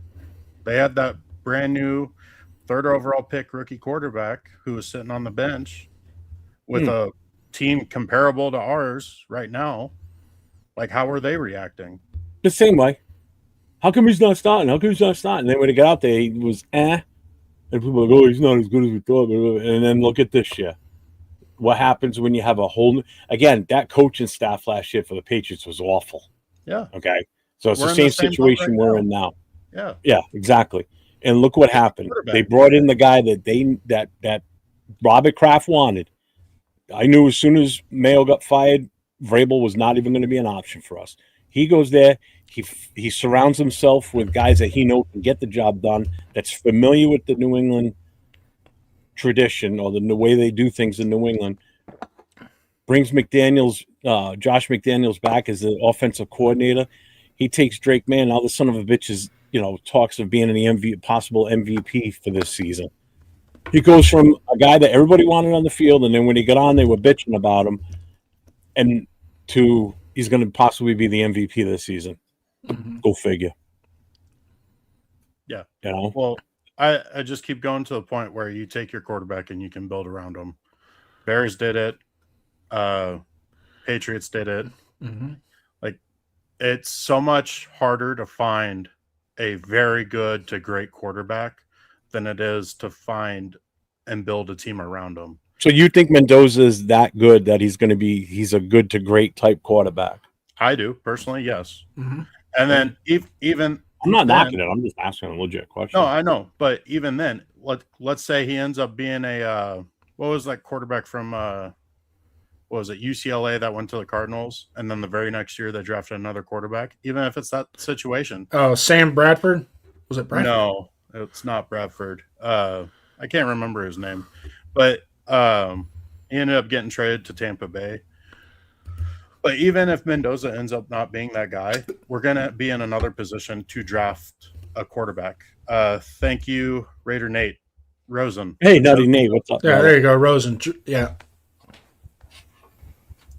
But if he ends up not being that guy, we're going to be in a position to get another quarterback in the draft. Whereas if we keep skipping the quarterback and build up that team, we're going to be in a position where we cannot get a quarterback. We're going to have to keep relying on free agency or a late round quarterback, and we're going to keep being middle of the pack. Look at the Steelers. All these years, they've had a really good, strong defense and a pretty decent O-line, and they cannot get a quarterback because they do not lose enough games. And then they don't win in the playoffs. They're just stuck in the middle of the pack. Mm-hmm. Get the quarterback, build around him, play him. If he sucks, oh well. We're going to be in another position to get another quarterback and draft that one. Yeah. Get the quarterback. Yeah, it's harder. It's so much harder to get that franchise quarterback than it is to fill the other spots.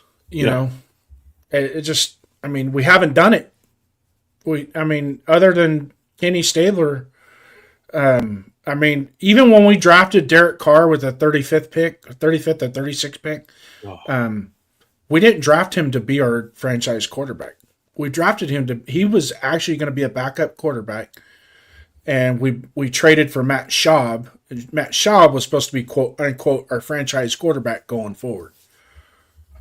It just so happens that the preseason came along and everybody was like, "Wait a second, this Derek Carr can throw the ball." So that's how that and he Derek Carr did a very good job in stabilizing that position for us.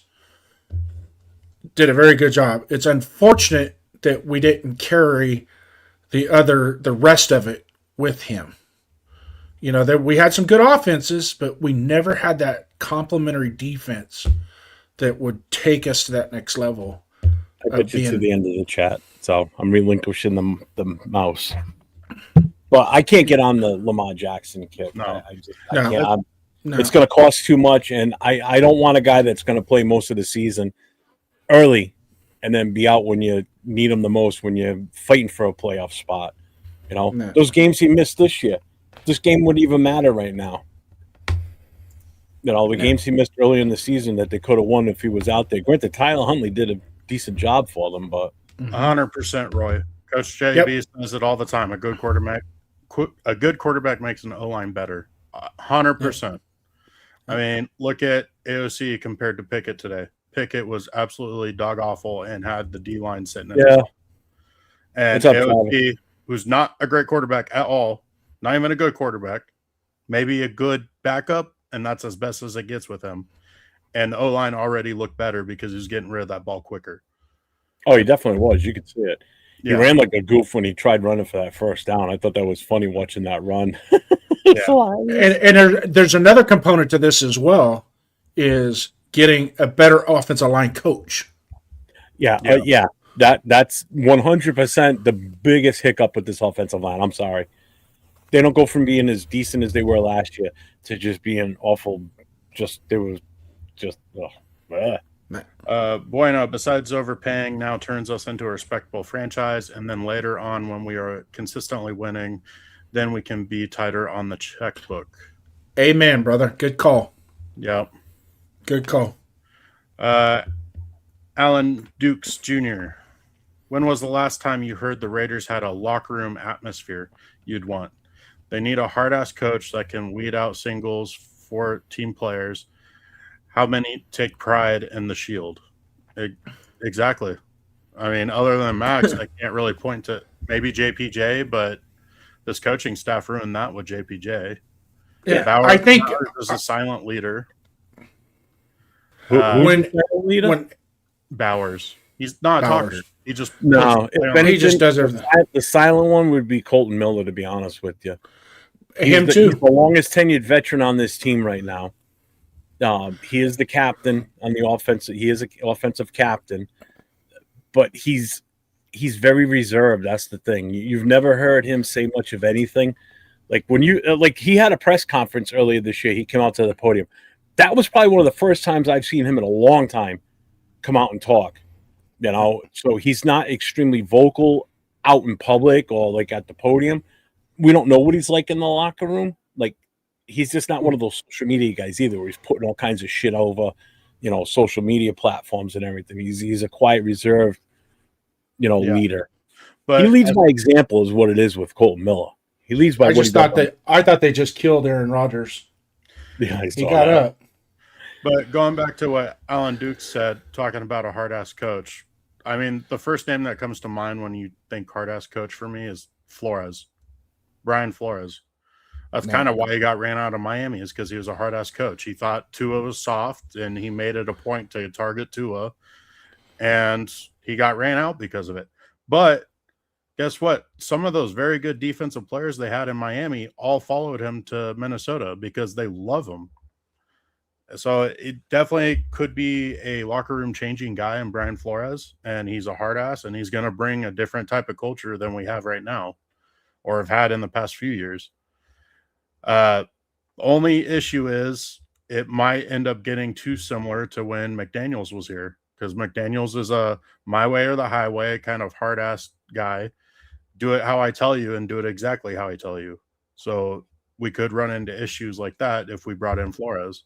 Mm-hmm. Slammin' Sammy coming at the chat again. Lamar will likely be a free agent in 2028. I don't think Ravens are going to extend him. Depends on if he keeps getting injured. I mean, he's getting older. His injuries are going to keep coming more and more. He's going to slowly start losing his athleticism the older he gets. It's going to come a point where they're seriously going to question it. And as his contract's coming closer to an end, their moves in the draft will tell you if they're going to move on from him. If they start drafting quarterbacks consistently, then yeah, they're looking to get rid of him.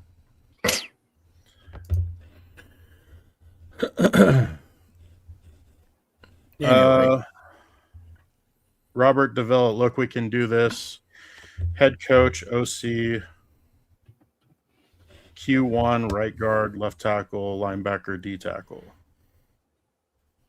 I don't understand what he's trying to say there. Head coach, offensive coordinator, a QB1, a right guard, left tackle, a linebacker, and defensive tackle. I get what he's saying. Positions to target. Yeah. The only thing with the right guard is JPJ went out, and with what I've seen it with Rodgers the past few weeks, I'm not. I don't think I would put that. I'd run that up as a higher priority right now. Yeah, I wouldn't overlook it, but I wouldn't prioritize it as much as a tackle. And I would like to see a swing tackle, somebody that could play both sides. Or if we dropped him as a left tackle, but we can move him to right tackle until he's ready to take over for Miller. Now, I did say earlier, I am a believer in we keep that when you draft a person, you keep them in their natural position. It's usually, the best way to go about doing it, business wise. Going into the draft and you see a guy that's playing right tackle, but you're going to draft him to be guard. It works and it can work, but if you need a right tackle, or you're going to want to draft a guy, you want a right tackle, somebody that's played right tackle. Well, I think even though Rodgers has shown promise, we still have to attack that position. We can't be content like we were with Clays in the offseason. I'm not saying content. I'm not saying content. I'm just saying we don't have to prioritize it as bad. Glaze needed somebody to push him, and I think Rodgers needs the same thing. Yeah. Well, you got. We're going to need a guard. We need by all means line. JPJ's injury prone. Miller's injury prone. Yeah, Rodgers. I get that. Looks promising, but needs to be pushed. Glaze clearly is weak against speed rushers. Our whole line needs targeted. So when we go into free agency, we don't go get a Kappa and Forsythe. 100%. Yeah. We go and get somebody, because there are some good quality offensive linemen out there that were backups on other teams that can start on our team. And go get those guys. You're going to improve our offensive line just by doing that. Go get I'll trade you a 5th round pick for your second string left guard that is probably a all pro on another team.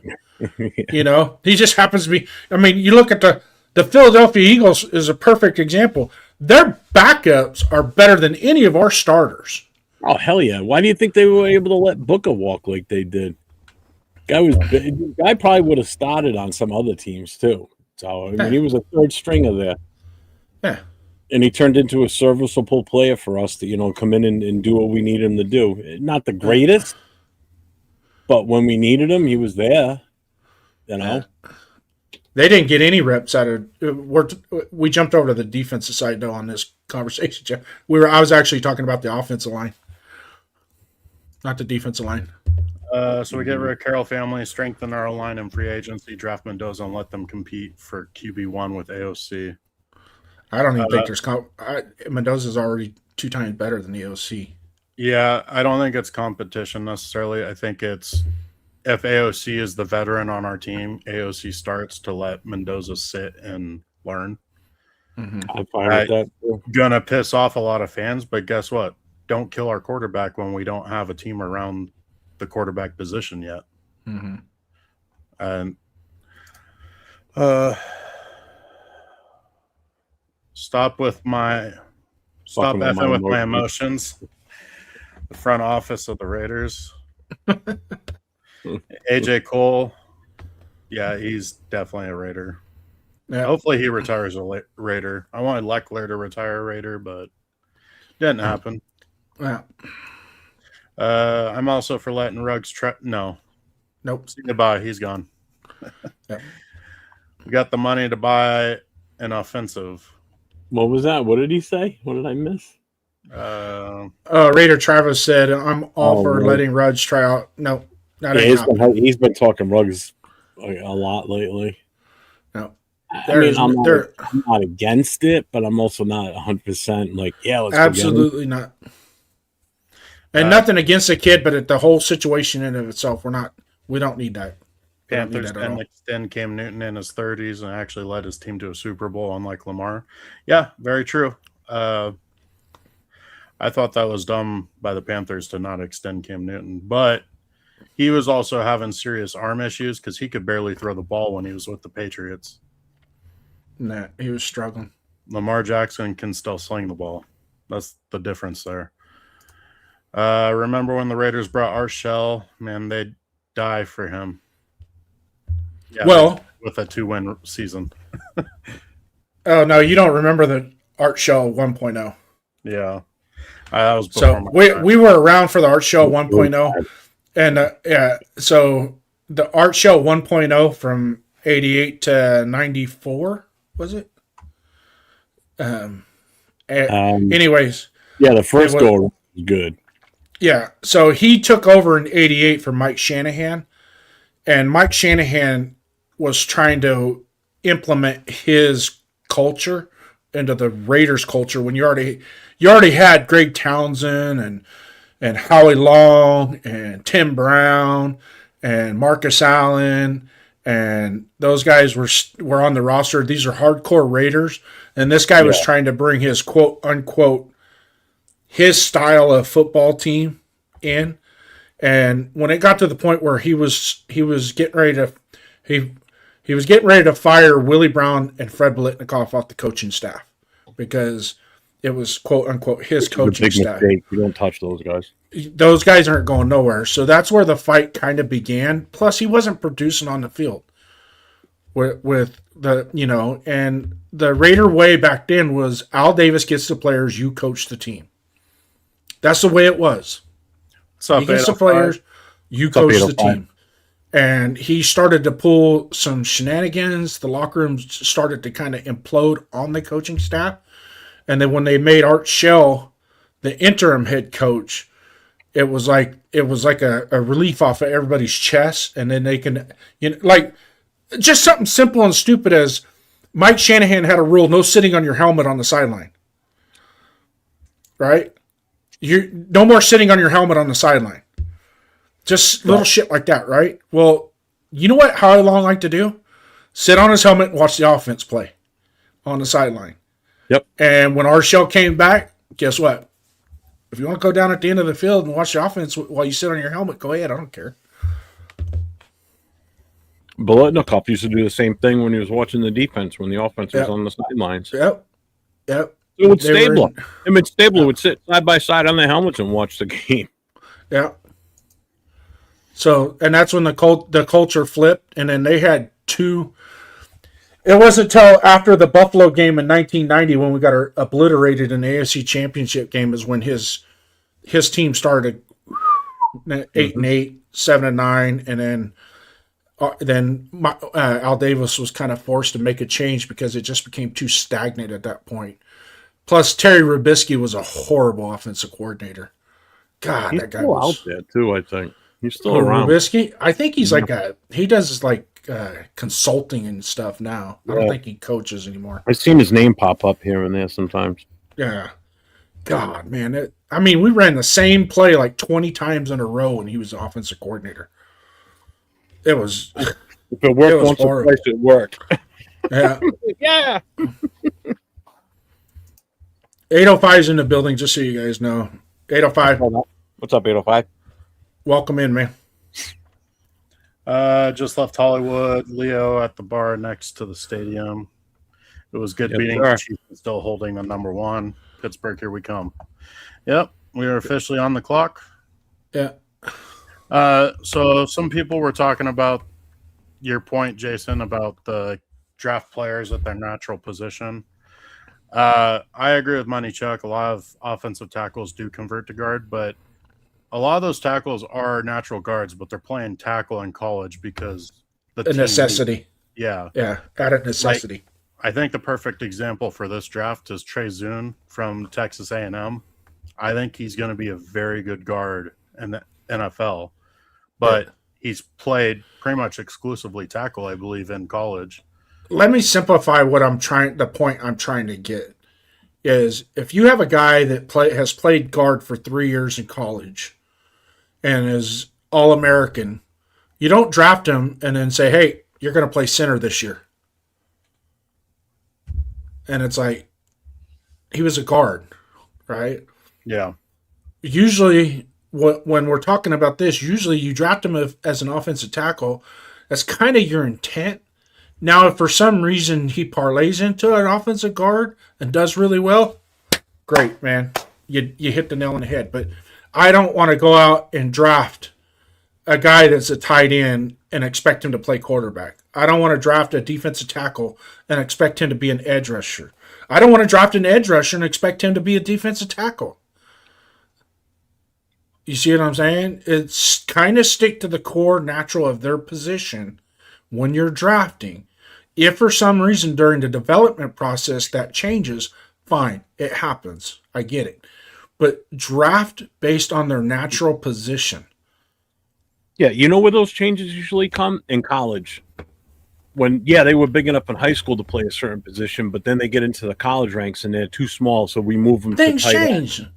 Or, Things he change. comes in as a tight end, but he doesn't have enough beef for tight end, so we move him to wide receiver. Now, that's when the changes are made, is when you make that transition from high school to college. Because you don't have that big growth spurt anymore. You've maxed out, basically. Your maturity level changes from the time you're 18 to the time you're 23. There's a huge, and it happens to every man, is their maturity level, their body, their physical composition, everything changes from the time they're 18 to the time they're 23. What's up, SoCal? So if I keep getting fat, this means my maturity level is going up. You done past 23 a long time. You're very mature. You're beyond you're beyond mature. Yeah, I'm still an immature child at heart, though. Yeah. I just gotta ask Robert Diwali. He says, "I'm calling it now. It's Graham as our head coach." Are you talking Patrick Graham as our head coach? Because if it's Patrick, oh hell no. Yeah. He said it twice in the chat. No way, man. If that's the case, keep Pete Carroll. Good God. No, I'd rather have Graham than Pete Carroll, but I don't want to man. I'm done with Graham. I'm done with him. Get rid of the whole staff. Yeah, I don't think Patrick Graham hangs on to a defensive coordinator position. I think he's going to be relegated back to a linebackers coach. And I wouldn't be surprised to see him go back to New England as a defensive assistant. There's a world where Patrick Graham goes to college. I don't care as long as it's not within the Raiders organization. That's all I care about. Yeah. I'm done with them.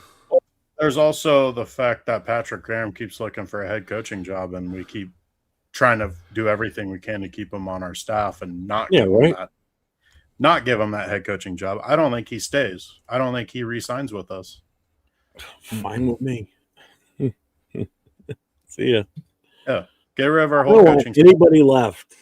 That's when you go to the coaching staff, and you look at the list on the website for the Raiders.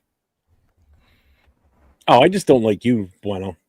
When you look at the coaching staff on the website for the at Raiders.com, anybody that's on that page, for the most part, I want them all gone. That includes Deuce Gruden. Yep, I was going to say the same thing. Take him with you. The entire training office gone. I want them all gone. I want everything brand spanking new. Even to the point of repainting the walls in all the offices. It's just I want it to smell new in there when the new coach comes in and goes, ooh, I like this. Everything's new. New desks, new chairs, new everything. Fuck it. I want the place gutted like it's a renovation, man. Like, flip this house. We're gonna flip this team. We're renovating everything. Yeah.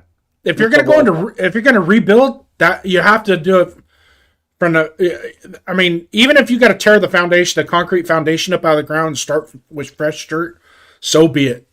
Fuck, stop construction tomorrow. Build a whole brand new facility. Tear that Intermountain Medical, whatever the hell that place is. Stop. You think that's got bad? You think that's got bad juju? I think so.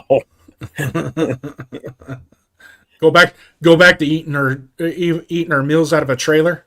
Yeah. No, JPJ played 1 year at center at Oregon, but he won the Remington Award for best center in the nation. And then we moved him to offensive guard. Okay, now about that, debatably the best offensive lineman in free agency, if the Ravens allow it, is their center. And he's proven for multiple years he's a very good center. We go get him. Guess what? JPJ is not going to be a center. He's going to be a guard. Mm-hmm. Now, if JPJ, by the time minicamp comes around, is the best center on our O-line, then he better be playing center. But he should have been playing center this year, but we can't be married to him staying at center. Mm-hmm. If there's somebody better than him at that position, they need to play there. JPJ is athletic and big enough to play both center and guard, and that's probably the biggest reason why they did that move, is just because of the looks of him and Meredith being undersized himself.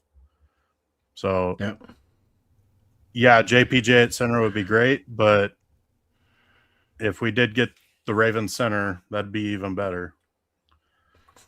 And then there's also the issue with JPJ being injury prone. He's been hurt 3 times in 2 years now. Well, he has concussion issues going back to high school. Yeah. So you want the heart of your offensive line to have that issue lingering around him? Because remember, it's easier to put in a backup guard than it is for a center, too. But it's also nice having somebody like JPJ that if we needed a backup center, he can fill in. So that's good. But I think he's a natural guard myself. I think he does better at guard than he does at center. Well, I think he does better at left guard than he does right guard. Well, yeah. But he also has the benefit of having Colton Miller right next to him, too. That helps. That helps a lot. But he was already playing left guard last year before he made the move to center. And then now this year, he's splitting time between center and right guard. So how is he supposed to get comfortable at that right guard position? Like, if anything, they should have kept him at the left guard position and had Parham stay at right guard, because Parham had his best season at right guard last year. So the whole moving the line all around like they did was just dumb. First off, this season, JPJ should have been the center, hands down, flat out. Meredith was the best left guard on our roster this year, and he kind of proved that last year with his pass blocking. His run blocking is very suspect, but he's undersized. That's going to be an issue. And Parham had his best season at right guard last year. So it just made zero sense to go shuffle that all around. Like, see, I thought his first year at left guard was better than his last year at right guard. Are we seriously talking about when Parham was actually good? Can we stop that right now? He's so bad. We're talking about every time that he was good. God, He's had good plays once in a while, but to say like good for this year at this, hell no. Guy's a bum, man. I'm sorry. I'm gonna go, his rookie year, he actually performed very well. His rookie year, What? he did very well his rookie year. Oh, I thought you said this year. Sorry. Oh, if you look at PFF, he was a great guard. No, here No. we go. Somebody's people have said that to me before. Oh, he was ranked something or whatever. PFF. Yeah. That PFF can go out the window. I don't trust that thing. The proof's in the pudding when you watch it. I'm sorry. Because Roy, JPJ plays both guard and center naturally. Yeah, he's a natural guard. That's what he played. The first 3 years of college, he was a guard. He was a guard. That's his natural position. And I think that's what the Raiders drafted him as, is a natural guard. Well, we don't know that because the front office that drafted him wasn't the ones here this year. I think he had to play center out of necessity. He pretty much Because even when we had what's his name, it was James, Andre James. It wasn't until he got hurt that JPJ went into center. Yeah. And then when Andre James came back, he went back to center and JPJ went back to guard. Well, Roy, you're dead wrong on that one because if he was drafted as center, why did he start at guard when he first started playing last year? He was drafted as a guard. Yeah. If you look up his card when they put it, he was drafted as a guard out of Oregon.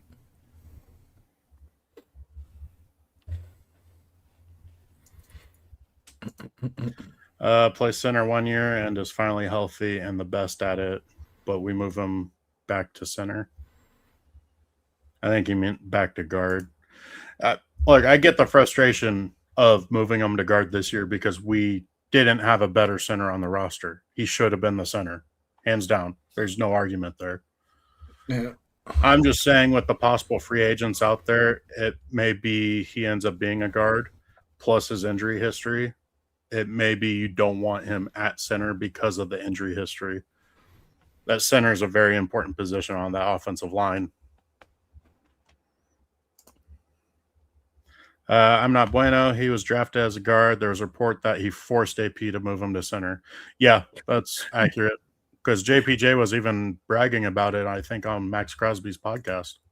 Mm-hmm. I just noticed his avatar. It's Tyree with 2 wrestling belts over his shoulders. Tyree might have a better WWE career than NFL one. Oh, did you see him ball out today, though, man? Oh, yeah, dude. Awesome. My God, man. He was awesome today.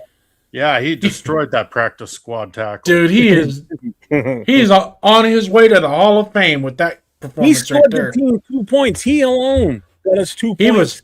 That's all. He was a game wrecker, man. You should have saw it. I mean, man, why is Max Crosby playing that position? They need to put Tyree there. They got to put Tyree in there, man. That's just stupid playing Max Crosby. Trade Max Crosby now. We got Tyree there now. Yeah. Oh, Pittsburgh just scored. It's now 19-17. With 3 minutes, 49 seconds to go in the fourth quarter. Also, it'll be 20-17 in a minute. So, part of me wants JPJ to stay at guard because there's 3 centers that I like so much in this draft. So, I'm kind of biased on that part. I mean, I don't think you can miss with a selection between Jake Slaughter, Connor Liu, and who's Iowa's center? So, something that I want to bring up here.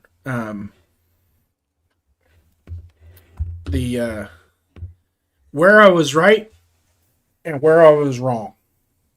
Mm-hmm. And we're going to go back to the beginning of the season, all the way before the draft.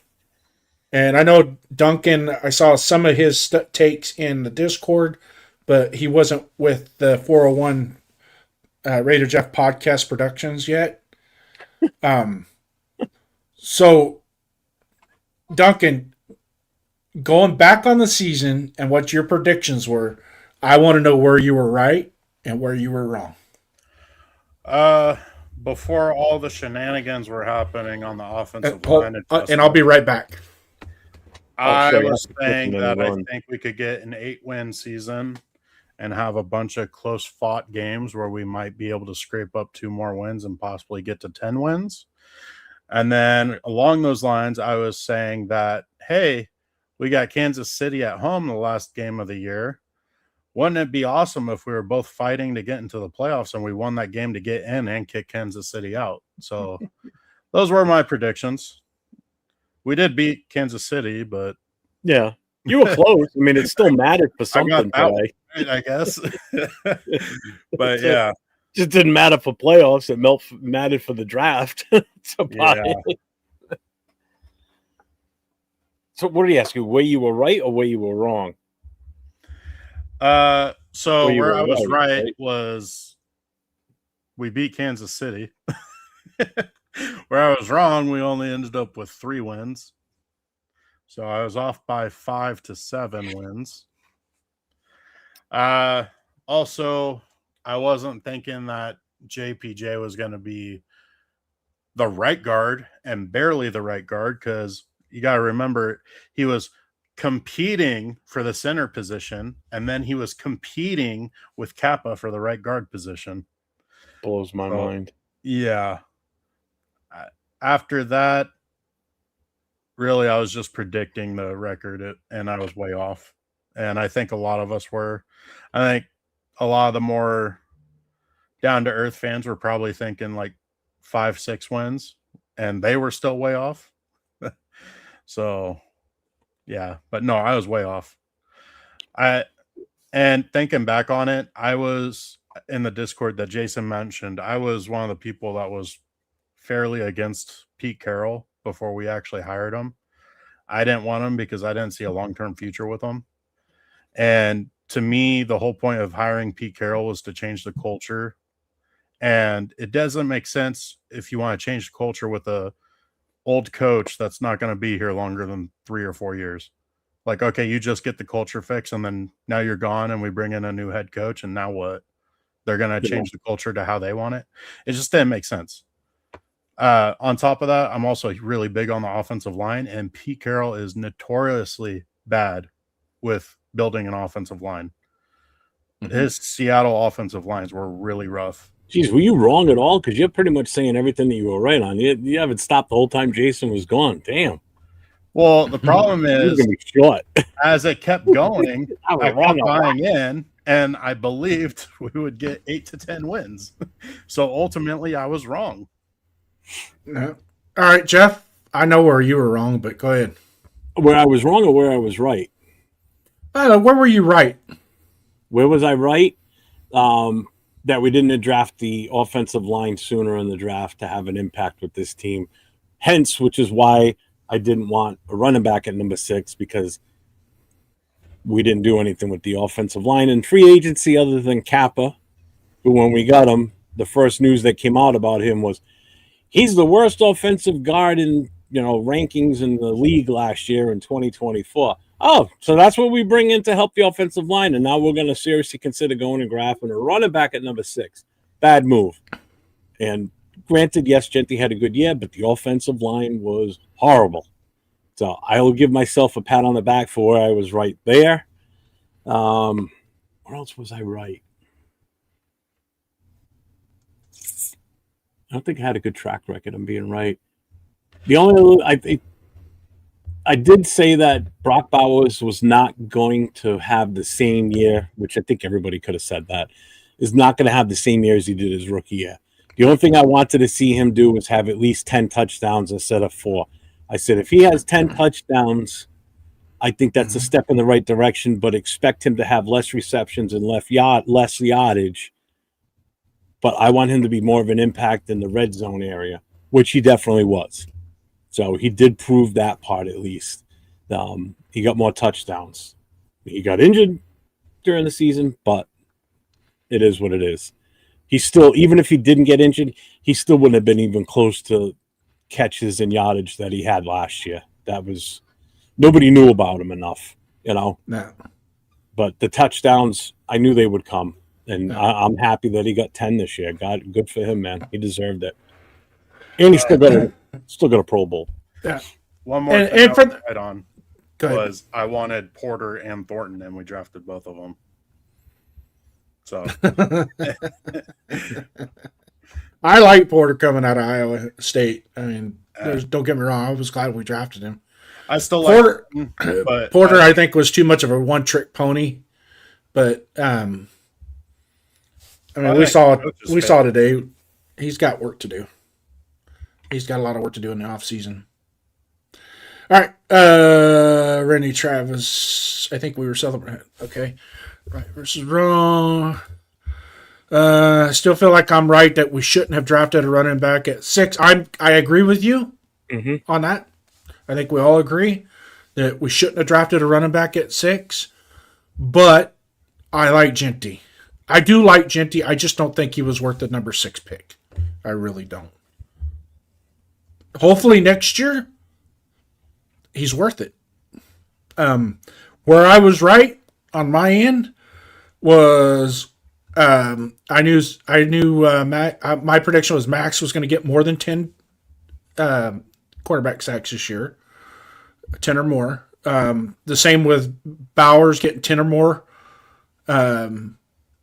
touchdowns. I knew his receptions were going to drop off. They usually do. Yardage, and they usually do the second year, especially after you perform the way you did last year. Defenses are really going to gear down on you, especially if we don't have an outside receiver that can take a little bit of pressure off of him, So where I was right, where I was wrong was number one. I predicted we would be 6 to 8 wins, just with the coaching staff alone. Same roster, but coaching staff alone. Plus, we had a schedule that really lined up for us that we should have won 6 games. Still today, I think we should have won 6 games. Wait a minute. Hold on. You asked where we were right or wrong prior to the draft. Throughout the year. No, you said prior to the draft. Because I said I've got a lot that I can add to my list. Well, I'm talking about your predictions of the team prior to the draft, because we already had Spytek, we had Pete Carroll, right? We had our free agency. We went out and got Geno Smith, which I actually thought that was a good move. Yeah, I was wrong. I haven't done that one. I was wrong on that. I only get my rights. I was wrong on Pete Carroll because I was really high on getting Pete Carroll, And even though he's older, I thought the game plan, the plan, or the quote unquote process was going to be he was going to stabilize the franchise, start nurturing some of these assistant coaches to where he can ride off into the sunset and that franchise be in the right position. What are you laughing at? Did you get kicked out of class every time you were in school? No, I just find it funny how you were explaining it. How he's going to develop these guys, the coaches. Well, what I'm talking about is bringing the right coaches, the right coaching staff, all that stuff. I really felt that he was going to do that. Oh, I was absolutely wrong. I was absolutely wrong with that. Well, we found out how disastrous his coaching search went when it was rumored we were going to pay Saleh to be the highest paid defensive coordinator in the league, and then we go and re-sign Graham. Yeah. So not only did we not want Graham, but we ended up paying him and bringing him back anyways. Yeah. Graham was actually striking out with other teams too, which is should have kind of been a red flag. He was interviewing for head coaching spots. Yeah. And then the Jags actually wanted him as their defensive coordinator. Yes, and that's why we jumped on him, signing him, because we felt that he was going to escape us going to Jacksonville. Gee, should have let him go. Hindsight's 20/20. Mm-hmm. Yeah. But I'm going to have to get out of here somewhat soon. I got to hit the hay because I got work in the morning. Yeah. So, final thoughts on the closing of the season so we can put the last patch of dirt on its grave. Mm-hmm. Ultimate disaster. Piss poor plan, piss poor execution of the plan. and whatever process that they were thinking of, it wasn't working. Wasn't working. Scrap that and start over. Nope. You, Jeff? Final thoughts. Thank God it's over. Okay. I'm just glad the season is done now at this point. Let's try this layout. Yeah, that's a little better. I'm just glad it's over. It's been, I swear to God, it felt like it was a 20 to 30 game season. It was long. Oh, my God. And Pittsburgh just scored. I'm happy. I'm happy that it's finally past us now. Now the next big news is let's find out what's going on with the coaching staff. I'm batting down the hatches, baby, because it's going to be a busy offseason. There's going to be a lot of talk going on as far as what we're going to do, what we think the team should do, what the chat thinks the team should do, and what the experts think, and what we're going to have for rebuttal for it, and then what the team actually does. Yeah. And then everything that's associated with us responding to what they do. So be ready. Yep. It'll be fun. I just hope we wake up to seeing the coaching staff has been fired. God. All the Seahawks have been let go. Get clean house. But yeah. Anyway, Jeff, what do you got going on this week, Jeff? You want to let the chat know? I don't have anything planned for tomorrow as of right now. But if news drops, that's why I put your notifications on. I will be going live. I will be on Tuesday night with the Most Notorious crew, myself, Leo, James, and Raider Will. Wednesday night, the Raider Connection is finally back after the last 2 or 3 weeks. We've been on hiatus because of the holidays. So we will be back in full force, all four of us, myself, Nate, Jay, Leo. Thursday night with Nate on Raiders Coast to Coast. And Friday night, episode number 2 of the No Huddle. So if you guys know anybody that's a fan of another team in the NFL other than the Raiders, and you want to have them come on and give their take on their team and rep and support their team, send them to my channel. Friday night, 9 o'clock Eastern, 6 o'clock Pacific. I'll bring them on the screen. It'll just be myself and them, whoever it is from whatever team. No huddle, baby. No timeouts, no excuses. Yeah, your first episode was quite nice. It was nice. Yeah, it was. It was fun. It was different being on the screen by myself, talking just one-on-one with another fan that normally doesn't get on the screen, you know? So that was fun. I liked it. Yeah, and no homers either, which is what I like. I like a fan from another team that is open. You know, that's why Marcus Banks is one of our favorite. Yeah, that's why I want to get Marcus on. But I had Joseph Parra came on at the start. We talked for a good 20 minutes, and then he jumped off, and I had Randy N come on. So. Yep. And then Duncan, it's funny looking at your picture right now, because the way you are on the screen that I'm looking at, it really looks like you. Yeah, like you're standing there literally like this right now. See it? It's like he's lined up perfect. Perfect with the shoulders on the backdrop. Yeah. Yeah. So for us, Raider Nation, show me your shield on our channel here.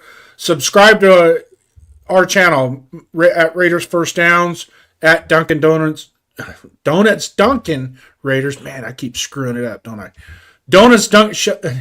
You both of you guys, knock it off. Donuts Dunkin' Raiders. Subscribe to our channel. Hit the like, subscribe, hit that bell notification. So when we go live on Tuesdays, 5 p.m. Pacific, 7 o'clock Central, 8 o'clock Eastern time. We will wrap up. We'll have another show this week. We'll kind of wrap up. Hopefully, we got some other topics to talk about. Like we don't have a head coach no more. Now what? Or have a head coach. What is going on? But you know how the Raiders operate. It could be 2-3 weeks down the road he gets fired. Yeah. You know what I mean? It just like let me sleep on it a couple nights and think about it type bullshit. They definitely go Should have to been the beat of their own drum. Yes. Yes. And the way our hierarchy is right now with, the God bless it, Tom Brady, our owner, is doing his Fox thing, and it's whatever Tom says. Well, Tom needs to shit or get off the pot. Either be an owner executive or go play color analyst and just be a silent partner. As Leave it. far Leave as it. Tom Brady's ownership goes, I think you guys should go watch the documentary on his soccer team. It's about Birmingham City. I understand it's a completely different sport, but ownership is ownership, and it pretty much goes around the same way. And I think it shows some insight on his thinking on running a team. Good or bad? Personally, I think it's bad. Yeah. But it's also, you do got to take it with a little bit of grain of salt because it is for entertainment. But I don't know. Like, he has some good points on it. And then on the other hand, it seems like he's kind of flippant. So Is he on the FX show channel just like Welcome to Wrexham? Because that's a great show. If you've never seen Welcome to Wrexham, that's a really great good. one. Yeah, That's really good. It's similar to Welcome to Wrexham. I'd say it's more dramatized and less comedy. Because Welcome to Wrexham's more lighthearted, where Tom Brady's not naturally lighthearted like they are. But it also has more of a lot to rigid do prick. with that other owner that bought in with Tom Brady that a lot of people are not liking, supposedly behind the scenes. Who is it? I cannot remember his name right now, but he runs this big conglomerate where they go and buy failed businesses just to make them successful. And they've been doing that with sports teams. So the Birmingham soccer team was like the biggest one they did at the time. And now I think they're kind of doing it with the Raiders. But Anyway. I do recommend going and checking that out. And it's on Amazon Prime. Okay.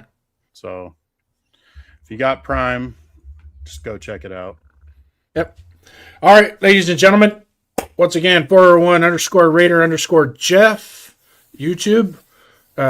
If you haven't subscribed to his channel, get over and subscribe, which pretty sure it's happening because he's the superstar. And then myself and Donuts Duncan, we run our show on Tuesday nights, and then you'll see us here and there with Jeff as needed at different shows. And who knows, maybe a pop-up happens with some significant thing, and we might join him when it happens. Who knows? It's up to the boss. He can decide when we come on. But I've had a great time tonight with all you guys. Raider Pete, Frank Weber. Well, I missed it. It was 4th and 7. You're watching this, right, Duncan? No, I'm not, because I'm It trying was to go to 4th bed, and so I don't wanna 7 watch the hype game. with 20 seconds to go. Pittsburgh's up 26-24. They missed the PAT, so that's how they ended up with 26 instead of 27. Lamar Jackson on 4th and 7 just threw a deep pass to Isaiah, likely from their own 4-yard line. They're in field goal position. Yes, they are. He took it all the way down to like the 30 or 25. If the Steelers lose, Tomlin gets fired. That's why I'm kind of wanted to watch how this was going to turn out tonight. And I really hope we don't hire Tomlin. I don't either. No. I'm really not. I don't was kind of at first, but now I'm. He would be good in Atlanta. Let him go to Atlanta. Yeah, he's got a hell of a running game down there. Yep. Let him go to Atlanta. So we're down to 15 seconds. So, anyways, ladies and gentlemen, we appreciate all you guys coming in. Raider Pete, Frank Weber, I'm Not Bueno, Raider Travis, thank you so much for coming in. Alan Dukes Jr., we appreciate it. Lord Rochitas, one of our OGs, thank you for coming in. Anyways, thank you guys. Good night and God bless from the 401 Raider Jeff podcast program. Stay safe, go Raiders. Thanks for having me on tonight, guys. I appreciate it. This was fun. Cold open, count it out. Yeah, we heard the talk. Cold nights and long losses. still we walk. Scoreboard hurt, but the heart stayed real. Still wear the black, still flash the shield. From Oakland roots to Vegas dust, pain in the season, but we still trust. They say it's over, I say move